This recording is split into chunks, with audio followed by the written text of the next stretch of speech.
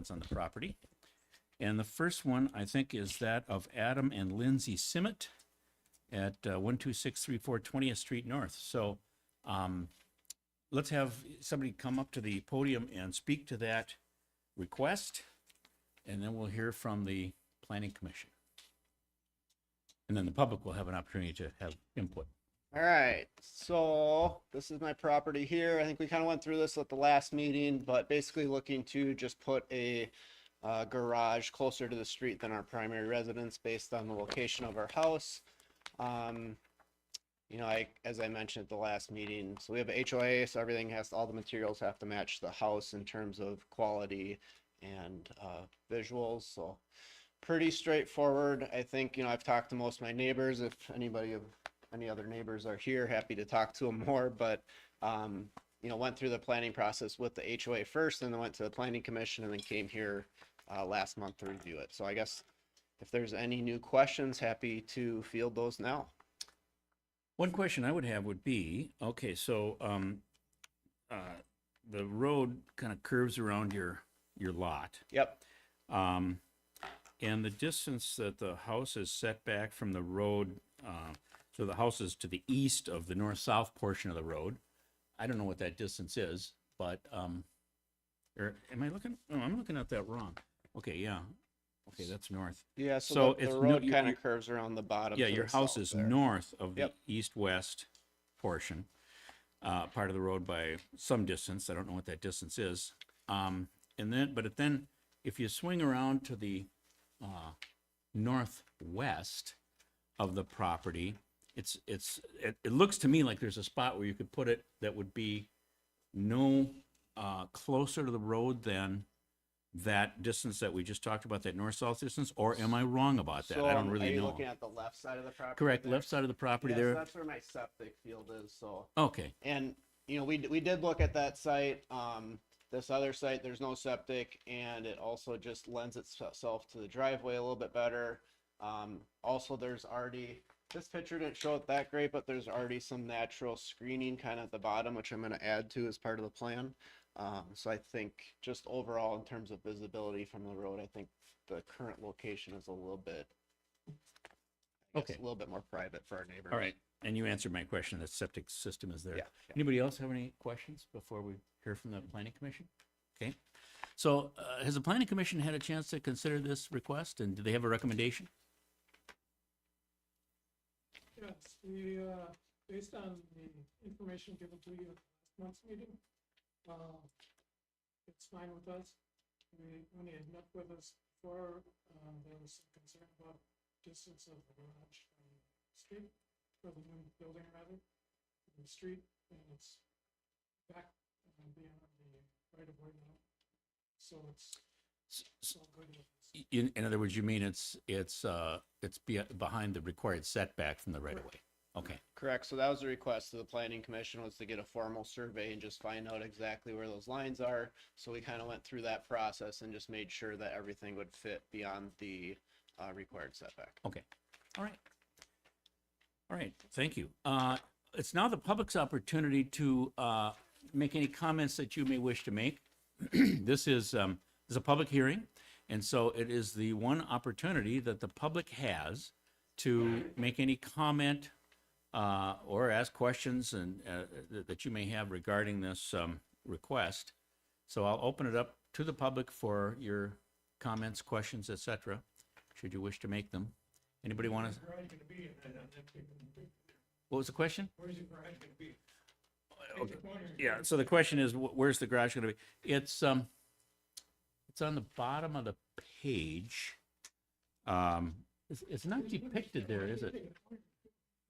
Yeah, I don't really have a. So if you see the red square there, so that was kind of the best. Oh, okay. There's some additional. Wasn't there something about it, not, I was on the planning commission years ago, wasn't there something about putting a building out in front? There is. And could you state your name and address for the record, just so we know who's? It's West Noise, 1720 Oak Green Avenue North. Right. Okay, good.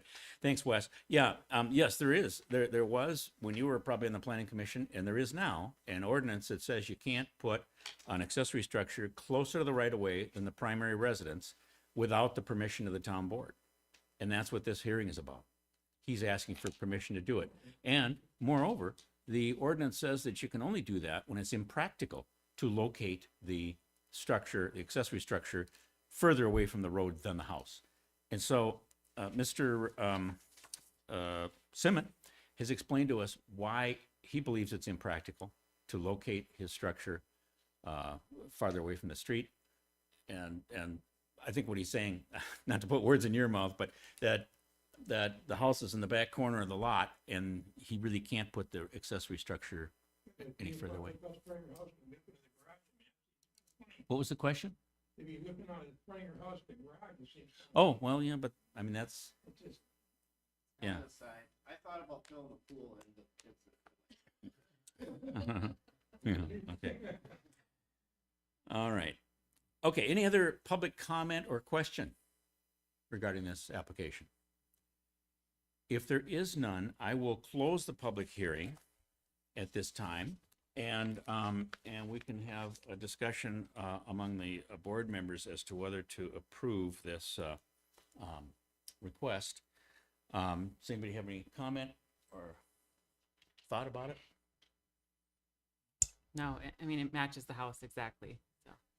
That's kind of an important consideration, isn't it? I mean, it certainly meets that element of the ordinance. It says that it should be complementary to the design of the house, and in this case, apparently partly because the HOA demands it, and also just because he's hired his architect to do this, it's going to be the same appearance, style, materials, and so forth as the primary residence. Am I correct about that?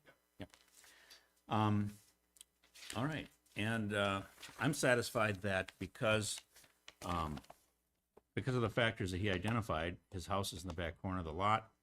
The area that I thought might be suitable, which potentially could be further away from the street, is apparently already occupied by the drain field and the septic.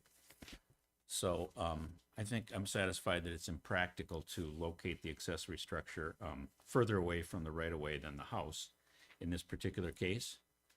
And so I would be in favor of granting the request. Any other further discussion before we entertain a vote on that? Anything else? Is it oriented towards the driveway? the driveway. If you go back to the map, it actually does.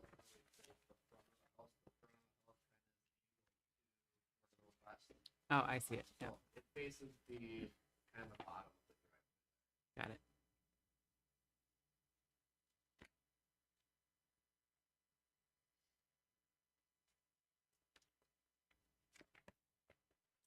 Any other discussion or questions?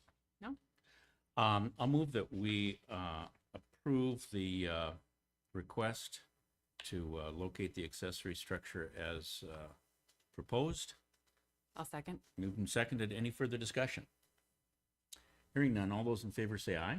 Aye. Aye. Opposed, no? Okay, very good. So we can move on to our next, yep, you're welcome. We can move on to our next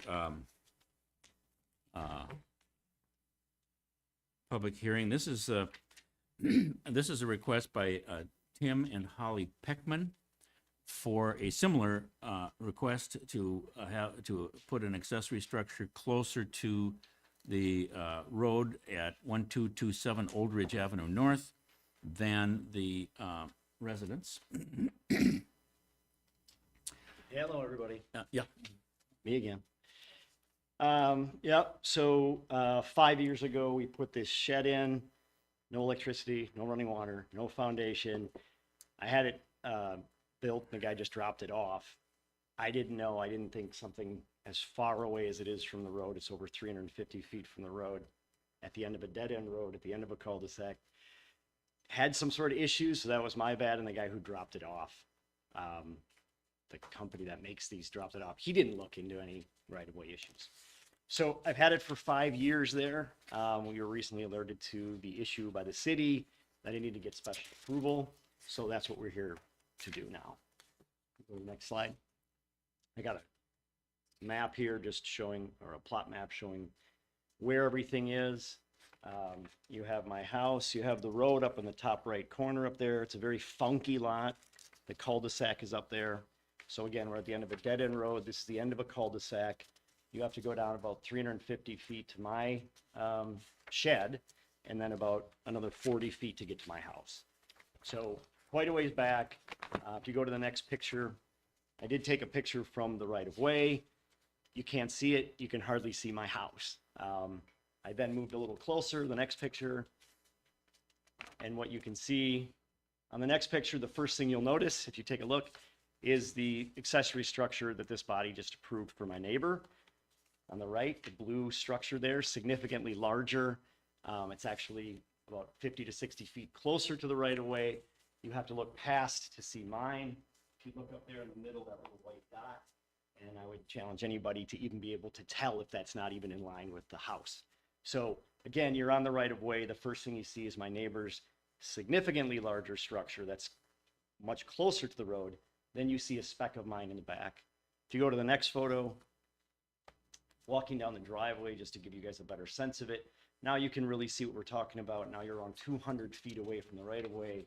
Again, you see my neighbor's structure. Again, it looks like it's in my yard, but that's actually his lot. And we'll keep going to my shed there on the last photo. Now we're parallel, and you can see, again, how much farther back mine is than his on the same sight line. And then finally, the last photo is here from the shed, or from the porch, looking that way. So I could move this another 40 feet. It's used primarily to house my plow. And so what I would end up doing is I would take out those trees and I would move it back there, because I do have a yard.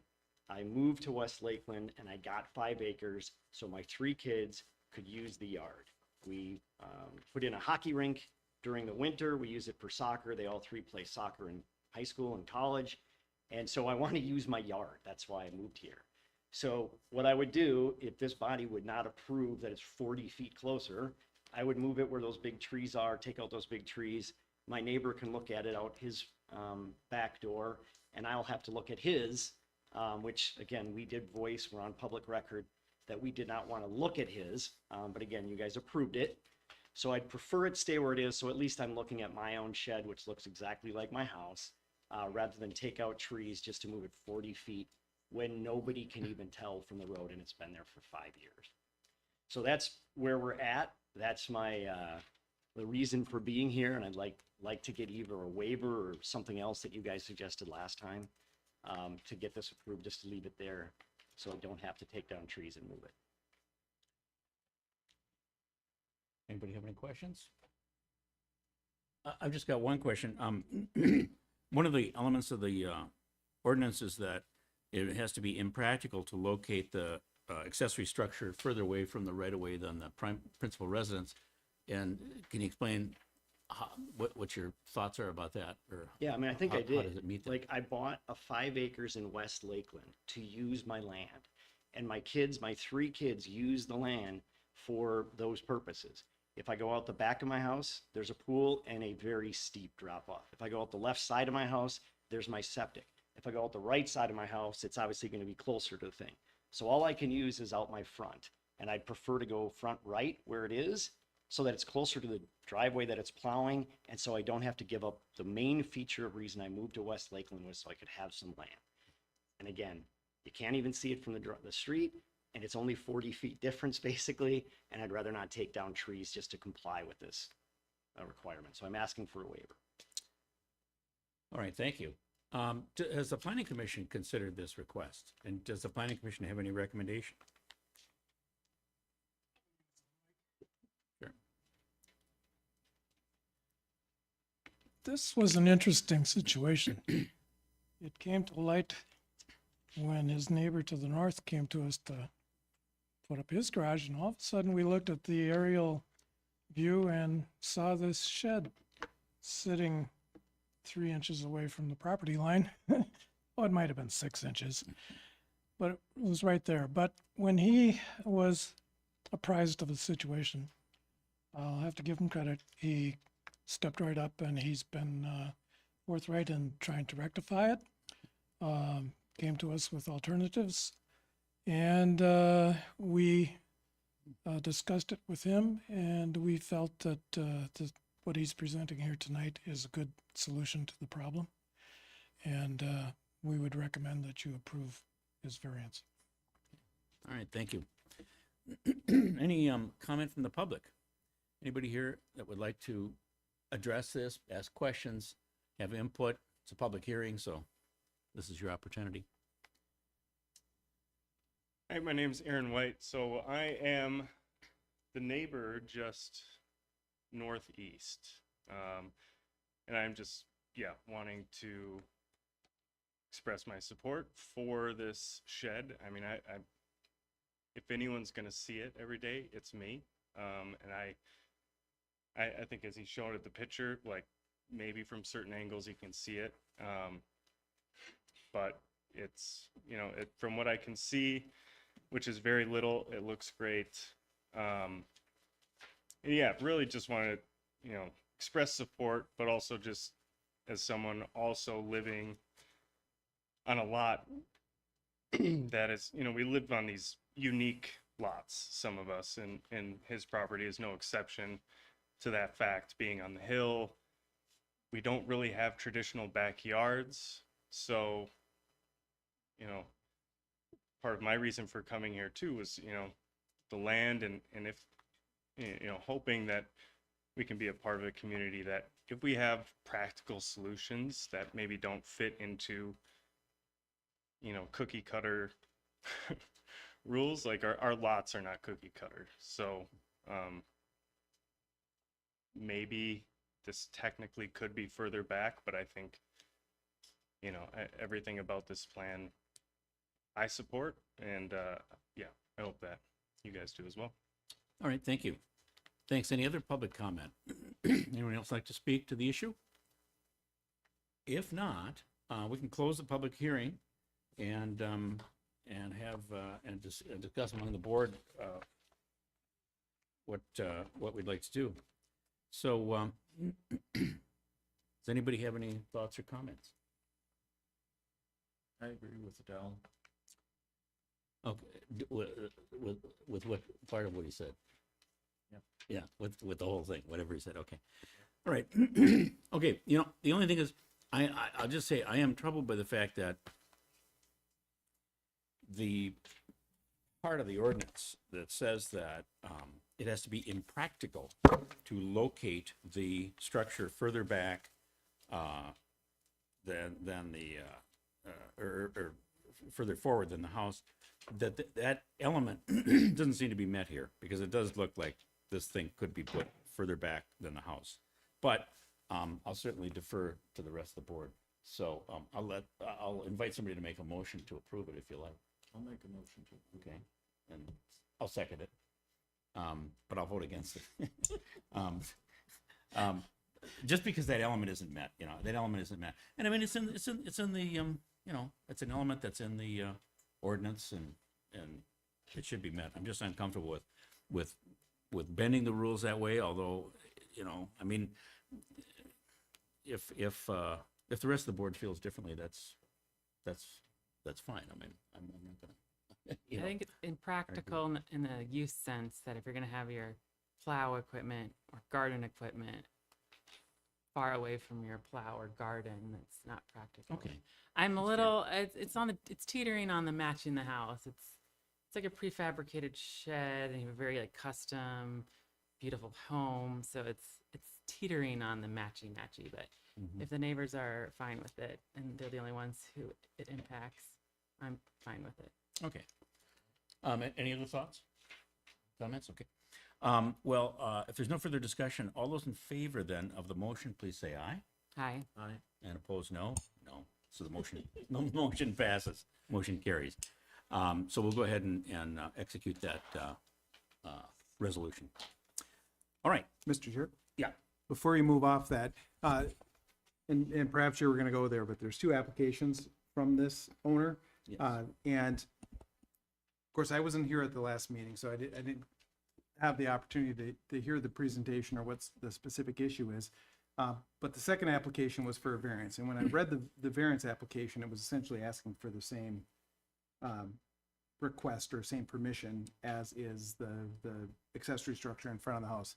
As the planning commission pointed out, this structure is too close to the sideline of the property. So there is a setback issue It, there. it was, it was, too close to the property line, and then he moved it. So the planning commission discovered that it was, not in conformity with the setback requirement. Okay. This was last summer sometime. The planning commission, and you actually brought that to his attention. I think you wrote a letter. Brought that to his attention, and so that he moved it, so that it was in So conformity we're with the okay with it. setbacks. Okay, But not necessarily, in my view, in conformity with the ordinance about accessory structures not being closer to the road than the house. And so I think the reason for the variance request was that if this were denied, we'd then move to the variance request. If it were denied on the basis that this didn't conform to the ordinance that says it has to be impractical, then you move to a variance request to say, well, then I need a variance from that ordinance. thank you, Mr. Chair, for that explanation. I was looking at the aerial that still showed it right on the property line. Oh, So right. that's- And I think was- that, yeah, I think that area was there. I think he put that there, if I'm not mistaken, the property owner probably, to show that this was oh yeah, I see it. Yeah, it's still there with an X through it, But he's trying to show that he moved it. I see. Okay, and I was just looking at the county's GIS. So with all that in mind, thank you again for that explanation. What I would recommend is, because the variance application is technically before you, I'd recommend that someone make a motion to deny the variance, because frankly, it's not needed. It's not needed. Yeah, so I would hate to have you just leave it Okay. sitting there. I'll move that we then deny the request for variance since it's not needed, in view of the fact that the request under the existing ordinance has been approved. I'll second. Moved and seconded. Any discussion? All those in favor say aye. Aye. Aye. Opposed, no. Thank Okay. you, Mr. Chair. Thank you. Thank you, Council. Appreciate it pointing that out to us. Okay. All right, so now we begin our regular board meeting. And first item on the agenda there is the approval of the minutes of our September 29, 2025 meeting, which was actually our October board meeting. And I've looked at the minutes. I don't really think I see any needed corrections, but I will defer to the other board members as see if they've got I any. wasn't there. I'm not voting on it. Okay. Well, I will then move that we approve those minutes since there are no corrections. Do I have a second? Second. Moved and seconded. Any further discussion? All those in favor say aye. Aye. Opposed, no. Okay. So those minutes are approved. And now we move to the approval of the minutes of the special meeting that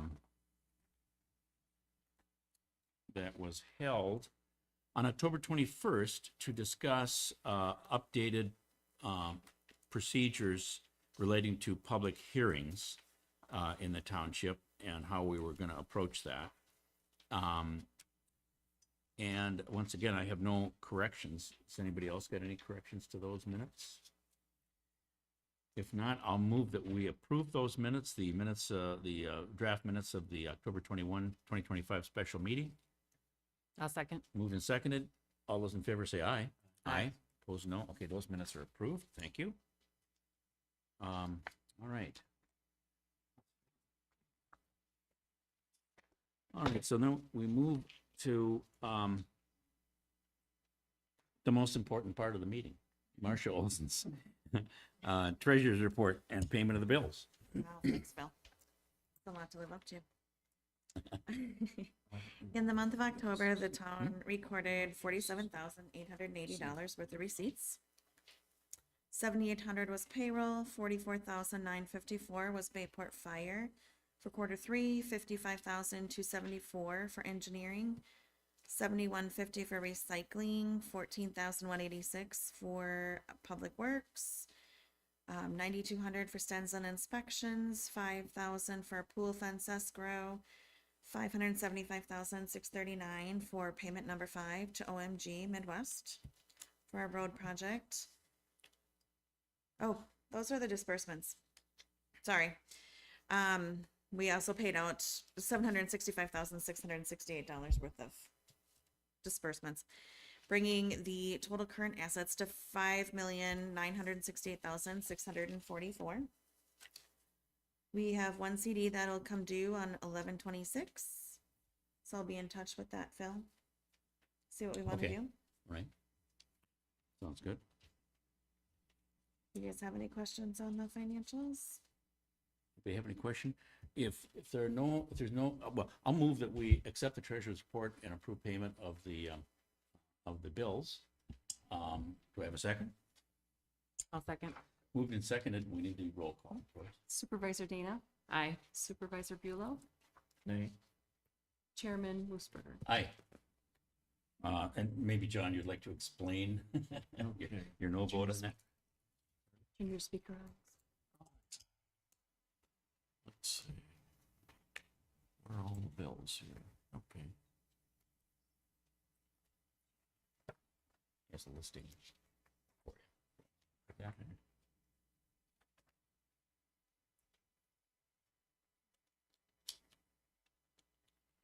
Hands are so dry, I can't get the papers apart. It's that time of year.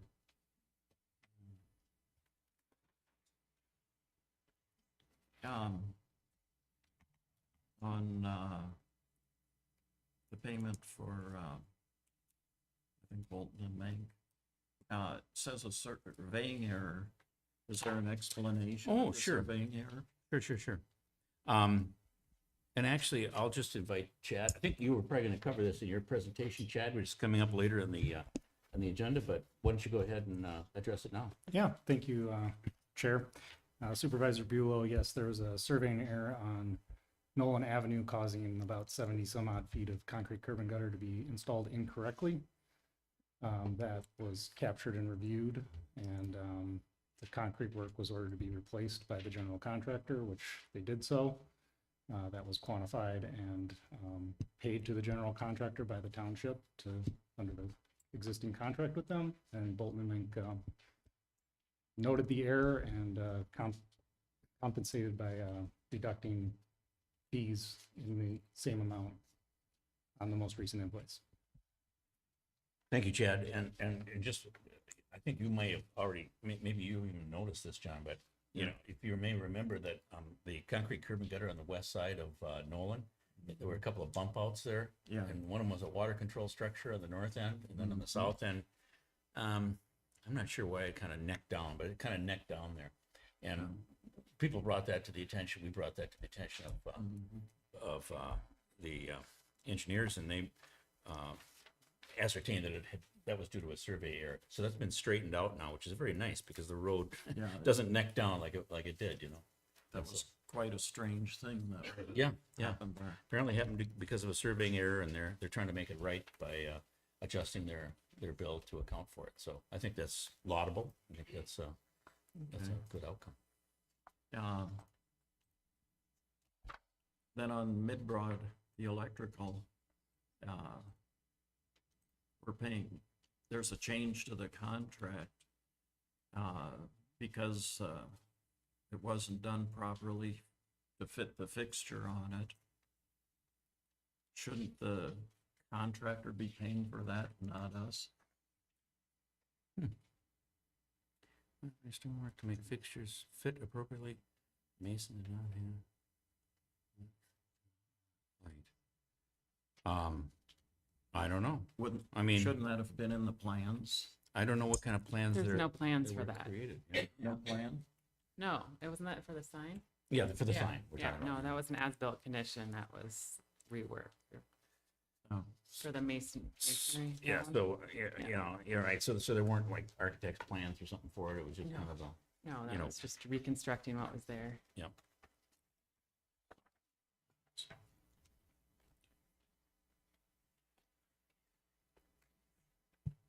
Oh, I'm just curious what caused the damage to the canopy. Some folks came through with a big truck, I think, with a sign on it or something, and is that what happened? Yeah, big truck with a sign on it, and they bumped into it. They didn't see they probably didn't see the, you know, or understand what the height, you know, Yeah. warning was, so they bumped into it and they dented some of the tin work up Yeah, there. it was the Yellow Ribbon trailer. Yeah, They were putting their sign out to Oh. promote the Veterans Community event at the Washington County Fair. And their insurance company, I think, compensated us too, Correct. fully for that. That was going to be my next Yeah, question. yeah, no, They did. we're not out the money. Middle St. Croix watershed, we've got a bill here from July 25th. And it hasn't been paid. Last year it wasn't paid on time either. I was just curious why. Well, I can't speak for last year. What we normally get is a letter. We get 6 months into the year, we'll get one letter, which, as you're seeing in front of you, John, is the invoice. And what had happened since late 2024, that letter went into my spam. And so they resent it, and went into my spam again. So Rachel knows we went back and forth on this. But anyway, so that's the reason why we're paying the entire amount instead of the 6 months into the year and then the last 6 months. So it will be paid, correct me if I'm wrong, Marcia, but as long as we pay it by the end of the year, we're not late.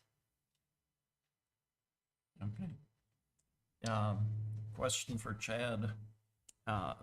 On Brown's bill, pavement testing, is that for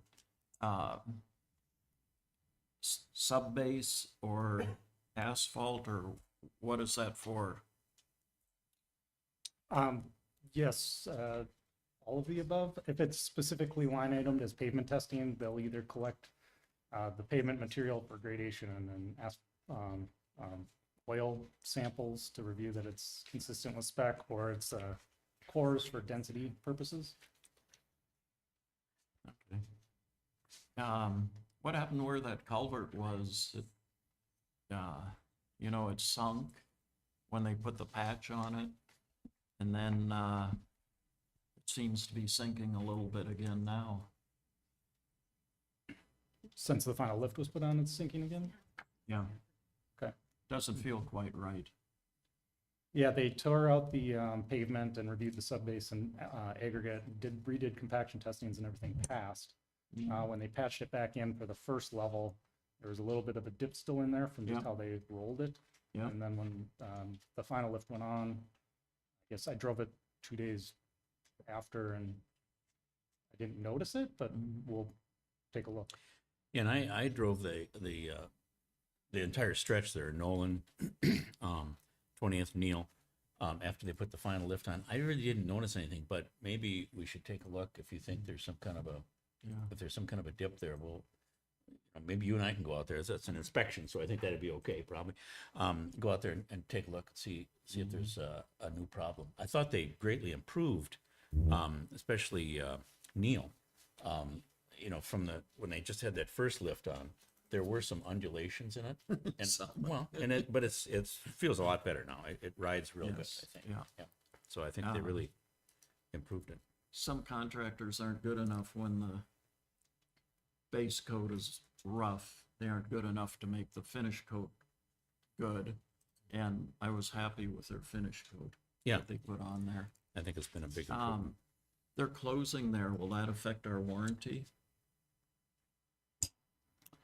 Supervisor Bewley, we have to figure all of that out as far as the contractual responsibilities through their surety company with their pending closure and what that means for our warranty period and open contract. So that's something that's going to have to be reviewed with council and with their project team and company. Are they closing out their company or just a portion, or? The articles I've read are indicating closures throughout Minnesota. I don't know what their parent company, if that arm is just disbanding completely. It's not 100% clear yet, but it's on our radar before we close out release retainage to understand the impact that has on the township's contract and warranty period. Did I hear you correctly? You said they had a bond on this? We have a performance and payment bond, and the contract requires a warranty bond. Okay. So there is a protections in there, but when you're dealing with the banks and not the company, it's not always as smooth. But yeah, I've tried to get money out of those situations. It's pretty tough. Let's see.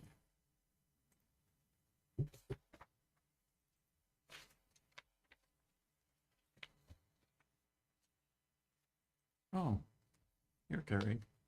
Why are we paying Troy's bill late? We had an early, Or your early meeting? we had an early meeting Okay. September 29th, so his invoice wasn't ready. Not late. Well, I think we're getting to the end here.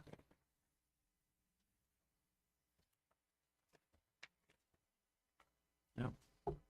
I guess that's it. Well, all right, John. So did any of this change your vote? Are Might you as willing to well. appro- Okay. So would you like to amend your vote to say that you approve the Yes. payment of the bills? Okay, Yeah. great. All right, thank you very much. And by the way, here's this to sign off on. Okay, so let's see. Oh, we're still with Marcia. We've approved payment of the bills. And now Marcia's going to tell us about the implications of the new Paid Leave Act in Minnesota, which becomes effective January 1, 2026. Yes. So paid leave will be funded by premiums made up of contributions from employers and employees. An individual is able to take 1 to 12 weeks for medical and 1 to 12 weeks for family leave. If there's a maximum of 20 weeks combination if you fall into both categories. They can earn up to 90% of usual wages, up to $14.23 per week based on 2025 numbers. But you must have earned at least 5.3% of the statewide average annual wage in the past year to be eligible. So in 2024, that was $3,700. In 2025, it's $3,900. Even people who cannot use the program are paying in the premiums. So employers are categorized into And can I also add, people who don't use the program, and even people who aren't eligible to use the program, pay in the premiums, right? Correct. Yes, and so all those election judges that you don't take taxes out of their checks or anything, they will be paying premiums and they will not be able to use them. I think that we have 38 employees when we count the election judges, and of those 38 employees, only 6 would be able to benefit from this program. So right now, there's 2 categorizations of businesses. There's small business and large business. Small business is 30 or less. A large business is more. We fall into large business because of all the election judges. So the premiums will be in 2026 withdrawn at a rate of 0.88%. So that is, the township it's mandatory that the township pays at least half of that. So that would be 0.44%. And then the other 0.44%, you have the option to withdraw from your employees, or the township has the option to just pay 100% so that the election judges and people that cannot benefit from the program are not penalized. I did call Deed and they said that, people who pay in that aren't able to use the program can go out and get a tax specialist and ask for a refund. But that seems a bit much for people who are volunteering essentially their time.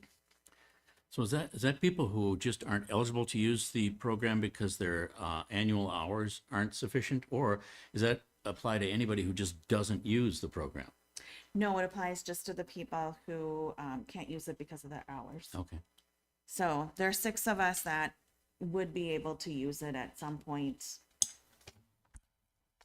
Marcia, isn't it, if they don't make over $3,000, they're not It's eligible? they're 3,900 in 2025. So the 2026 numbers may shake out like around 4,000 maybe. Okay, thank you.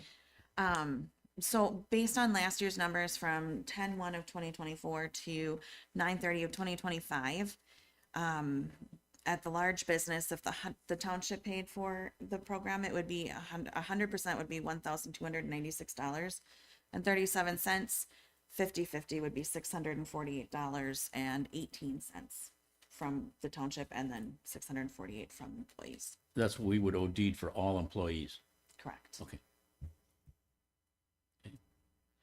So tonight you're tasked with deciding how you want those things to be, or the premiums to be withdrawn. The state of Minnesota just came out with a new C-test version today. that is supposed to fix the bugs of this year. They have not started working on the system to pull out the premiums and have a spot in payroll. So as far as even if I were to manually calculate it, I don't know how I'd get it out of everyone's paycheck. At this point in time, there's no space. And just for people, CTAS is this payroll accounting system that the state mandates, is it, or just No, offers? it doesn't mandate, but it talks right to the state, so it's kind of nice, at Okay. the end of the, if we have a problem with something, we can zip it up, we send Yeah, it to yeah. the state, they, Okay. Okay. All right, so, well, I would like to move that we, that the township will just, pay this premium to, deed, and not withdraw money from, the, employees' paychecks, primarily because most of the employees aren't eligible. But also just to make bookkeeping easier, I think, and just because I think the expense is minimal. But my question for council would be, do we need some kind of a resolution for this, or can we just have a vote and record the vote and direct the bookkeeper the treasurer to just do it? Yeah, Mr. Chair and board, the community, first of all, let me preface this by saying Jason, my business partner, is the one who's been most directly involved in dealing with this issue. So I'm working a little bit from not having dove into this. But typically what we've been doing is recommending that a town look at updating their policies. Frankly, I can't remember if West Lakeland is one of those that we've worked with to update policies. But if not, we probably should look at that. But for now, certainly I think a motion would be sufficient. Okay. Mr. Chair, Yes. I do have a resolution here that was taken off of Matt's website. Carrie wasn't sure the way it read, so I had sent it to you this afternoon, Troy, but you probably didn't get a chance to look at it. Sorry. But it's really short and sweet if you want to look at it.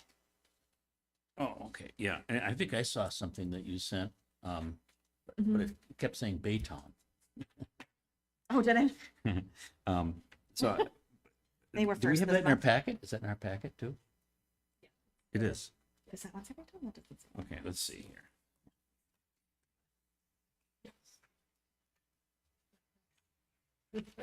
I did miss a Baytown, you're right.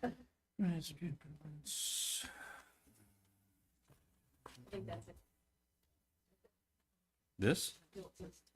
Or the one before it? Oh, okay. They voted the same way, it's all right. Oh my God.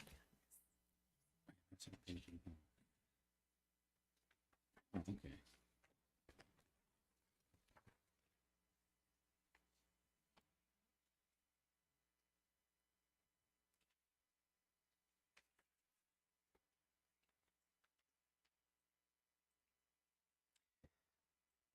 Okay, so, all right, so yeah, this is a resolution. I don't know, I suppose council might want to wordsmith it or something, but the point being, it lets us, the resolution invites us to pick a percentage that we will bear of that premium cost. And my motion is that we just pay 100% of it. And obviously that can be revisited later if we need to, but that's my motion at this point. Do I have a second? I'll second. Moved and seconded. Now, is there any discussion? Anybody got questions about what this means or Mr. Chair. why we're doing it? Yes, yeah. Yeah, so what I would suggest is, I think the motion is completely appropriate. Let me look at this and then perhaps come back in December with a resolution to memorialize this in writing. Okay, But for now, I think that's perfectly fine. You're signaling how you intend to approach this, and we'll just document it next month. all right, great. And by the way, I'll just give you this is Baytown's resolution in case you want to look at it. Okay, thank you.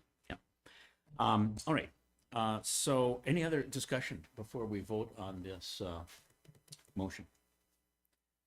Hearing none, all those in favor say aye. Aye. Opposed, no. It passes. All right. And Marcia is not finished yet. I'm not 100% sure that I'm going to be the one explaining a lot of this. This one, I think it's just under me. But we kind of shuffled some stuff around. Carrie and Jenny and I met to discontinue a duplicate accounting records and maintain a single official ledger. Because now we are going, there's no way we're not going to be audited. We're going to be audited every single year. And that would free up some of Jenny's time to support planning commission and more work to support the clerk's office. Right, and I mean, I think this kind of reshuffling a little bit of, support duties is partly brought about by the change that we anticipate where we're going to be conducting public hearings on zoning matters at the Planning Commission, which as I understand it is the way it's done in most other townships anyway. But anyway, we're going to make that change, which is going to require some additional support times, staff support time. And that's one of the reasons we're looking at a place where we can save some time.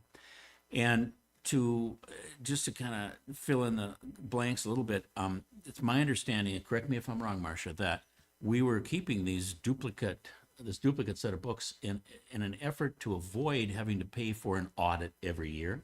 Correct. Because there was a point in time when our community's population was such that we were not mandated, in budget maybe, we were not mandated to have an audit if we could keep a duplicate set of books. Now, however, it's either our population or our revenues, one of the two. It's a combination of the two.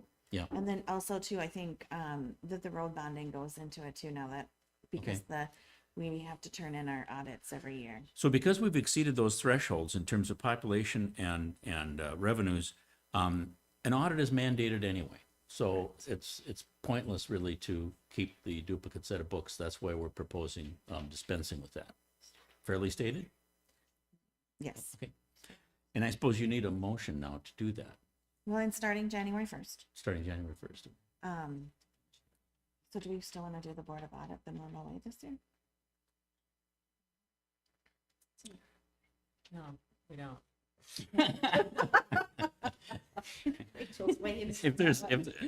I suppose if there's a requirement to keep doing it, council, you have a, Yeah, the Board of Audit is required by statute. It doesn't go away. okay. One more Guess we're time. still doing it. We still do it. It would just maybe look different. So it would be more of a review of all the transactions from the year. So essentially a report of all the reports that I give you on a monthly basis and just having you guys go through it and approve it. So it might be more daunting than the actual way that we were doing it before, Rachel. I'm not 100% sure, but Okay. Well, I think it's technically on John's list. We want to. I'll move that we go ahead and on the treasurer's recommendation that we dispense with the second set of ledgers, second ledger, I guess, since it's doesn't achieve the intended purpose anymore of avoiding the cost and expense of an audit. Is there a second to that motion? I'll second. Moved and seconded. Any further discussion? And I'll ask council, maybe, is it require anything further than just a vote on this motion to make that effective January 1st? No, sir. Okay. Any further discussion? All those in favor say aye. Aye. Aye. Opposed, no? Okay, so effective January 1, we can dispense with that then. Anything else, Marcia, or does that cover it for us? All right, thank you. Thank you. All right. Planning Commission update. And in particular, it looks like there's a sub-item here. Metropolitan Council has advised us that they have adopted, I guess, a document called Imagine 2050, maybe? 2050? And that is going to trigger, on our part, the need to address and revisit our comprehensive plan.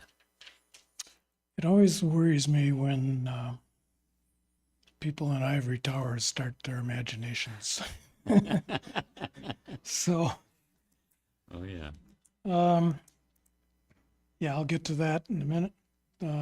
Give a report on what the Planning Commission has been doing. Okay.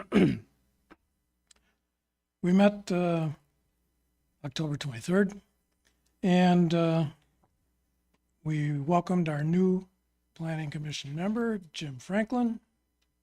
There he is. Anyway, so We didn't give him a hazing treatment or anything like that, just welcomed him. And so he's filling out the remainder of Betsy Vance's term of office.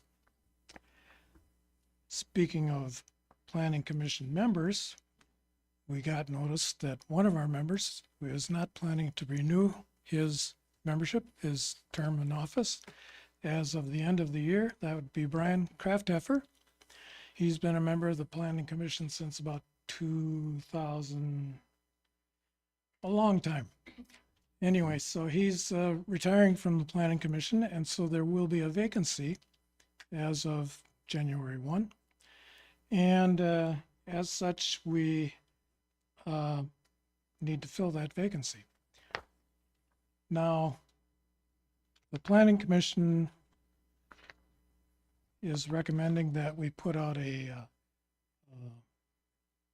notice for people that would like to be on the commission to put in their application. Although the ordinances don't require it. The ordinances just say that the board appoints the Planning Commission members. But we have solicited applications and vetted the applications and made choices and recommended those to the board for their approval. So we would like to get that taken care of before the end of the year. So if you wish to have a notice put out of vacancy, we'd like that to be put out forthwith, tomorrow morning. And so that we can discuss the applicants at our next Planning Commission meeting, which is next week, Thursday. Oh, okay. But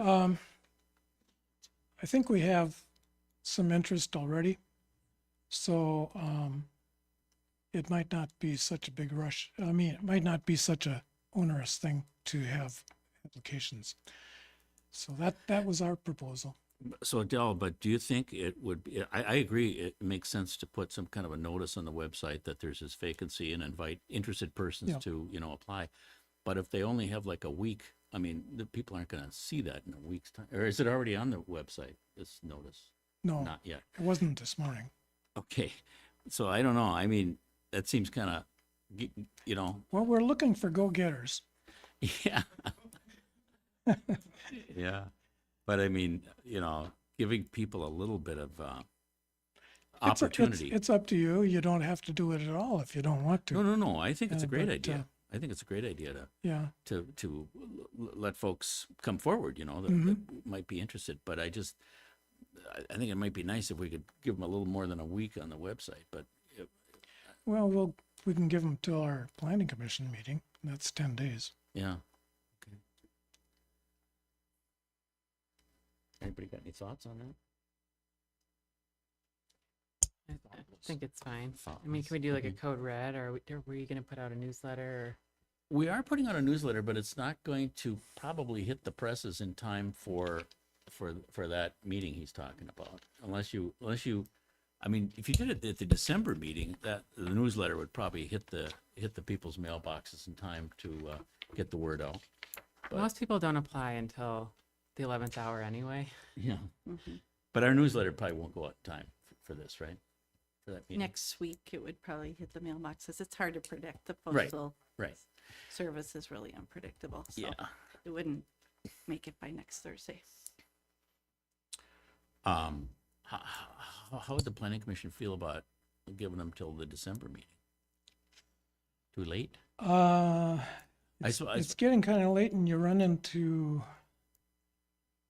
holiday situations. I mean, if you push it out there, we can manage it. And we could vote on somebody and they wouldn't get approved by you until January. Yeah. That was the rationale for rushing it out. I don't know. Does anybody else get any thoughts about timing on this thing? I mean, I'll defer to what people want to do. What's that? There was. was, Yeah, there was. I think there was. Mhm. There were 2 applicants at least. and we picked one. You picked one, but I mean, And I don't, just in the I interest. haven't, I don't know if the second one is still interested. We told both of them that if they weren't chosen, to stay tuned, because There could be another opening. there could be another opening. There's always about one new opening per year, somebody retiring or Yeah. whatever. Well, I think that people who are best suited for planning commission have some idea of what's going on in the township and should either Don't really watch the need videos or read the minutes or, Okay. so I think that Okay. accelerated timeline due to the holidays is fine. Okay. Yeah, that's then go ahead with it, and let's try and get it on the website as soon as we can at least. And I leave it kind of to your discretion about whether we want to put it in the newsletter, because it might be that might arrive in people's mailboxes after the choice has been made. So yeah, We're So- meeting sounds next good. Thursday evening, so probably if we put a deadline of midnight, or 12:59 on Wednesday, that would be I can't even guarantee it'll be in the mailboxes by That's Wednesday. not gonna so happen. I'd Yeah, I rather know. not Not do gonna- that. so yeah, we'll But just it have could to, be Only on if the you're doing website. Just have to put it on the Yes, website. website. Carrie can do that. can be on the website. okay. Okay, Um, very good. And we did talk about this system statement, Imagine 2050, that the Met Council wants us to take a look at. Mhm. I read it. I should get a gold star. I No only kidding. read it. I didn't study it. I plan to go back and study it. And we've told our planning commission members to pull it up out of our Google Drive. We have it on our Google Drive. Pull it up, read it, get their thoughts together. And we will be talking about it at our next meeting next week. I don't think we'll be getting into it in detail next week at all. But we envision choosing a task force or project group to get together to actually hammer things out, comprising probably one of the board members, maybe Carrie, maybe a couple of planning commission members. We'll work that out. We don't want too many people because that kind of clogs things up. But we're going to start to work on details in next week's meeting so that we can get it done by, I think it's late next year that we have to have it done. 2028, I thought. Oh, okay, 2028. Am I right about that? Does anybody else look I at that? think that's correct. 2028, yeah. Yeah. Oh, no rush then. It's not quite a Well, big sort rush, of, but because if we're going to use it's a lot of work. the Ye- planner, Yep. which is a different expense than last time, if we can explore quantifying what level of involvement she'll have in her team and then perhaps the cost so we can get it into the budget for next year Mhm. or review it prior to putting it in the budget and then have the residents vote on it, because Mhm. from my understanding they can do like the entire thing or they can do parts Right. of it. So I think that's something that the planning commission will need to work out. We're hoping that with having a planner on board, that'll help things quite a bit. Because, well, she's seen it before and can offer positive suggestions.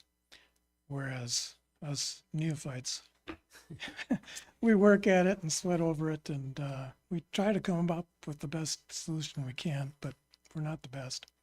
You do deserve a gold star for reading through that whole thing, Dell. I got about halfway through it and Fell my eyes asleep? glazed over and, and I fell over. But I mean, it's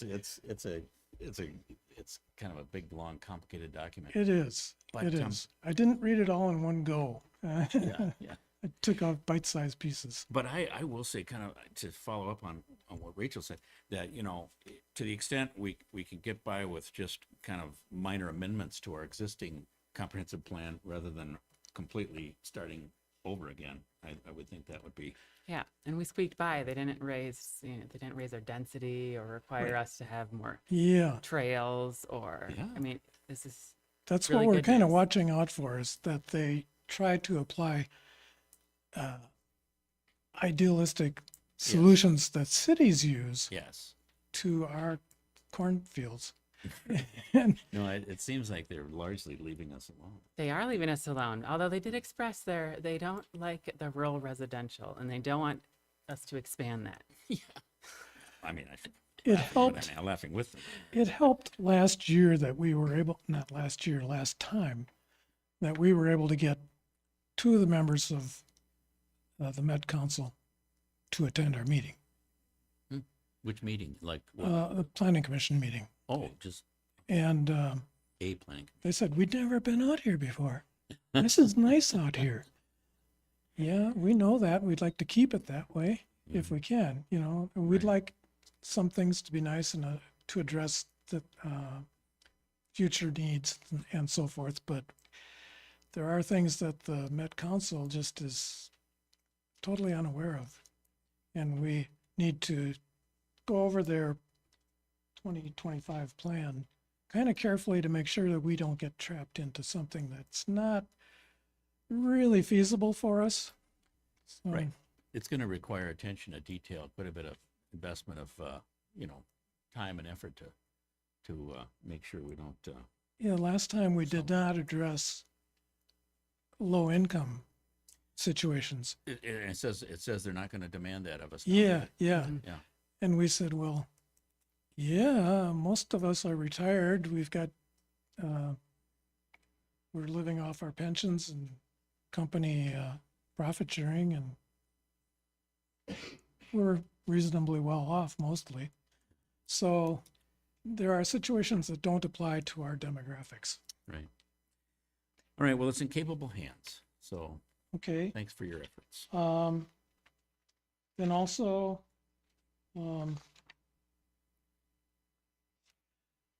yeah, we had two people come to us to discuss noise problems with the airport and related to flight operations. And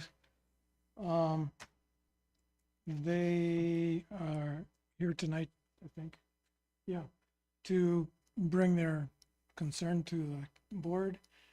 And then the board can pass it on to the planning commission to discuss it in more detail, to then bring it back to you or not.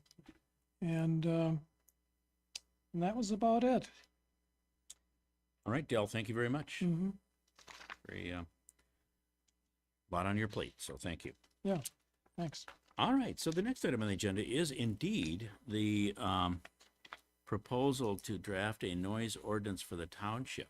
So I'll invite Mary Veerling up to talk about this, that proposal. Good evening, everyone. Good evening. Mary Veerling, 2825 Neil Avenue North. How do you like the new pavement? I love it. I love it that we can finally get onto the road without the, Yeah, without, right. yeah, take a running leap. Yep. I would like to ask the board if they would maybe direct the planning commission to look into doing a noise ordinance for the township, to deal with all of the noise issues that we're having, obviously with the trucks on 10th Street, the roosters, the airport noise. I think that we do need something in place. I did attend the planning commission meeting, and I did present them with a draft that they can use as a starting point to look at and make changes.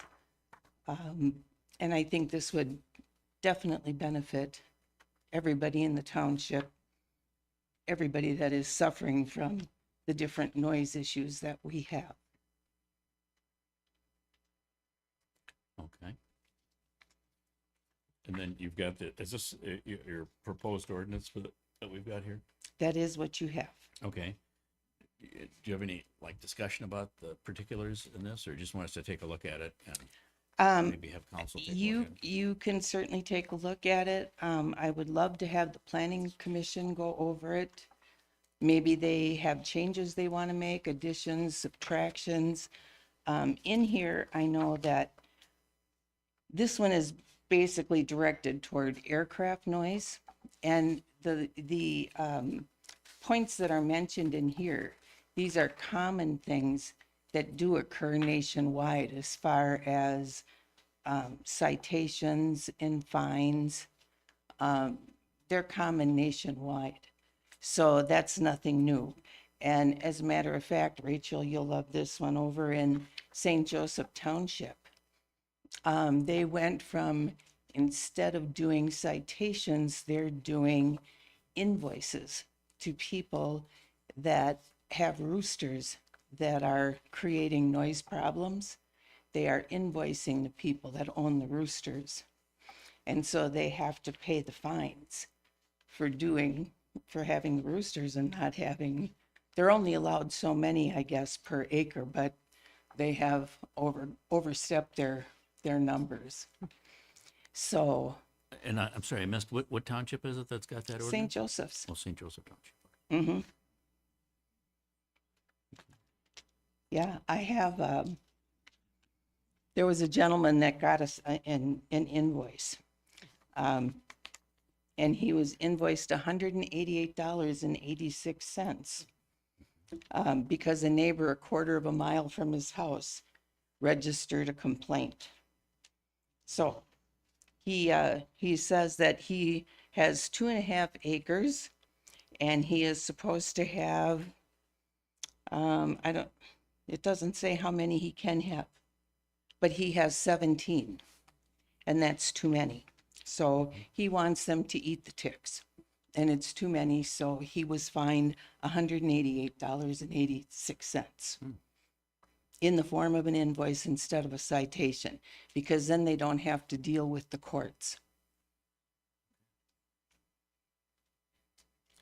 Okay. I have a question for you. Airport, they have a noise ordinance for any Do they have what, sir? noise ordinance as far as the thing? No, they do not. They have a noise abatement program, which they're not very good at following.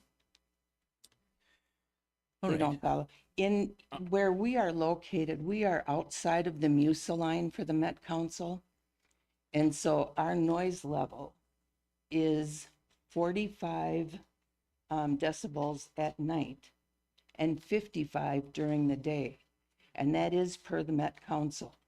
And we are, at the airport, we are at up to 120 a day. It gets that high. So they're well above where they should be. To me, I returned out of a camp plant, we had one area is nearly over 100 decibels. And that's what it's almost done. Mm-hmm. But it shouldn't be. One other question I have, Mary, would be, are there examples of other municipalities that have passed similar ordinances that you'd like us to take a look at? Nationwide there are, as far as in Minnesota itself. There are noise ordinances in Woodbury has noise ordinances, but most of them deal with carburetors and loud radios and that sort of thing. Mostly because they're inner city. So you're not going to find, 17 roosters in a backyard or, their developments. They don't have the trucks and they don't have the plane. They don't have those issues. Okay. But nationwide, you're going to find, especially in the rural areas, that they have these issues. Yeah, sure. I don't know, but you have, thank you, engine run-ups. Now, they're in Baytown. Can we write a law governing them in Baytown? A citation? Yeah. Sure. Because they do have set up, they have areas, there are 2 areas on the property where they're supposed to be doing run-ups, but they're not doing them there all the time. Right. they are doing them on the property right where 30th Street used to be. Yeah. I just find it interesting that we'd have authority to give them a citation in a different township. We would have authority where they're outside of their noise limit. Oh, okay. So, and I know it's, you know, there are a lot of things that we can do. And there are a lot of companies, there's a lot of things that are happening in air travel that you should be aware of. One of which is, electric cars, electric flying cars are here. They're not in the future, they're here. So that's one of those things that you have to start thinking about, because the first ones are going to be out here where you have acreage, you know. Electric planes are here. And so those are going to be housed in what are called nests, like a bird nest. And they're going to be kind of like domes. And you're probably going to start seeing a lot of solar panels, solar farms to try and produce the energy so that they can charge them. I don't know, but that's probably what's going to be happening, and we're going to have to be dealing with all of that kind of stuff. But they do have, you know, there are companies that are coming out with all different things, like, you know, they have those cameras in Minneapolis now that are up on the poles that can take a picture of your license plate if you run a red light or you're speeding or whatever you're doing, and it automatically issues a citation. They also have those same machines that can pick up noise, and they will automatically issue a citation. So that kind of eliminates the need for having to have a constable. So, Yeah. so they're all things that you can think about, but I think it all needs to start with a noise ordinance, because without one, we can't even call the sheriff and get backing. Okay. Well, Mary, thanks for this. You know, here's what I'd like to do, though. I would like to maybe have our attorney take a look at and kind of give us some parameters about what we can and can't do before we send it off to the planning commission, so, just so we have some parameters, so they're not kind of wasting their time pursuing something that maybe we can't even, you know, enforce or pass.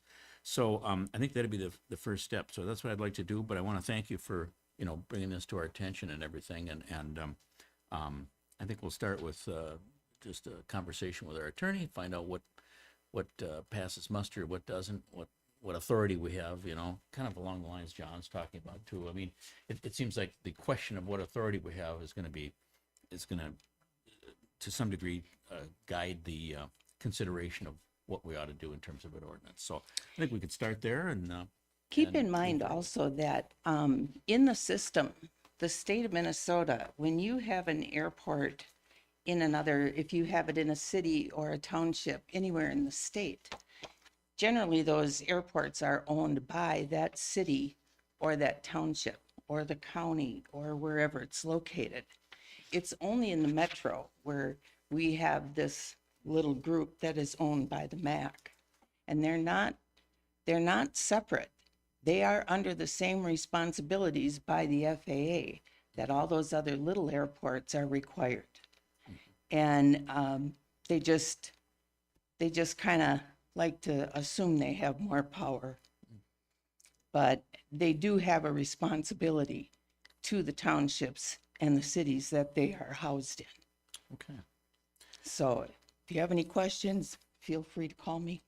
Do you have any question or comment before we move on? Well, no, I agree with having Troy look at as far as what what we can do. As far as a general noise ordinance, I get a little concerned because it's a slippery slope with people running chainsaws and how long can you run a chainsaw and other things that people like to do. So that would require further thought. And this 55 decibels and 45 is a little it's like an average over an 8-hour, 24-hour period or something like that. Because I just bought a dishwasher and it's only 44 decibels. So so I think that's just something to understand, which means that the planes could be really, really loud for 2 straight hours, then silent for 22 hours, and then it would average out below the average. So I mean, it's kind of a misleading measurement. And I don't recall if it's 24 or 8 hours, but But that's a good point. I mean, measurement of this, quantification of it, could be the devil could be in the details on some of that stuff. yeah. And I think going to the MAC meetings, I think they are just, Mary's right. They are using the 55 decibel average standard everywhere. And we are within the 45 average. And I I don't think they're using 60 as a standard. they're using whatever they want, it sounds like. So, and I'm not saying any of those comments do not say that the airport is not noisy and really annoying. So I agree with that. In the case of the airport, the goal for us is to force them to come to the table and negotiate something that is workable and livable. Because we all live fine with the airport there for all these years. It was moving a runway that created a problem. And so, and they have never, ever negotiated with us on how to live with that. And where that new runway is an incompatible land use. And so now they need to do something to work with us on that. All right. Well, thank you, Mary, for your thoughts, and thanks for this draft. I'll have a discussion with Troy about this, and we'll see where it takes us. Okay, So thank you. Mary. Thank you. Yep. Okay. Next item on the agenda is Chad with several important updates. Bolton and Mink. Good evening. The first topic I'm here to talk about is the 30th Street LRIP grant application. Topic was introduced a meeting or two ago that 30th Street might be a potential candidate to review submitting an application for LRIP funds to improve that roadway, specifically from Neal Avenue North to Stagecoach Trail North. The discussion was that it should be jointly applied for with the cooperation of Baytown Township. My understanding is last week they did agree to go 50-50 up to an amount of $2,500 to move forward with a grant application. So if the township or West Lakeland Township would like to formally move forward with an application to LRIP for the improvement of 30th Street North as a joint application venture with Baytown Township, that is what we'd be looking for action tonight so that the application can get prepared and submitted by the deadline of mid-December. What's the likelihood we get funding for that? Do you know? Pretty close to 100%, isn't it? No. I mean, they did approve about a little over 45 million for this funding cycle. They have it every 2 years, and it's really about what other townships are submitting, what other projects, and how it kind of weighs in with one another. It's very possible they do reserve a portion of the funds specifically for township small communities. The kind of the theory or application of a route of significant regional significance here is connecting Stagecoach to Manning and an improved roadway with the airport being there as a regional significant Transportation facility. right. So, that might play well from an application standpoint, but it really is just about how many applications they receive and what we look like against those other applicants. And when would we know about that? When do they make the awards? Or? It'll be early 2026. Okay. Yeah, and I think it says on MnDOT's website they've set aside $5 million for townships, which isn't a lot of money across the state, but we could be fortunate that maybe we're one of the few that has a compelling argument this time around. Who knows? And one of the requirements is that we have the support of the county, which seems to be probably there's no question about it, but I think you've taken some steps to get it put on their consent calendar for their next meeting, so we would have that taken care of, and then your grant writers would be working on putting together a compelling grant application. And I think it's a great idea to have us and Baytown do it. Baytown is willing to go in on this with us, split the cost. So I would move that we approve up to $5,000 to expend on this, with the understanding that Baytown will reimburse up to half of that. If we present them with itemized billings from Bolton and Mink showing, that they expended their time on this project. And so I would move that we proceed with it, and that we appropriate allocate the funds to do this. Do I have a second? I'll second. We can do that discussion. Well, I'm a little concerned because Baytown hasn't been cooperative, and we had a mostly engineered plan to redo that road.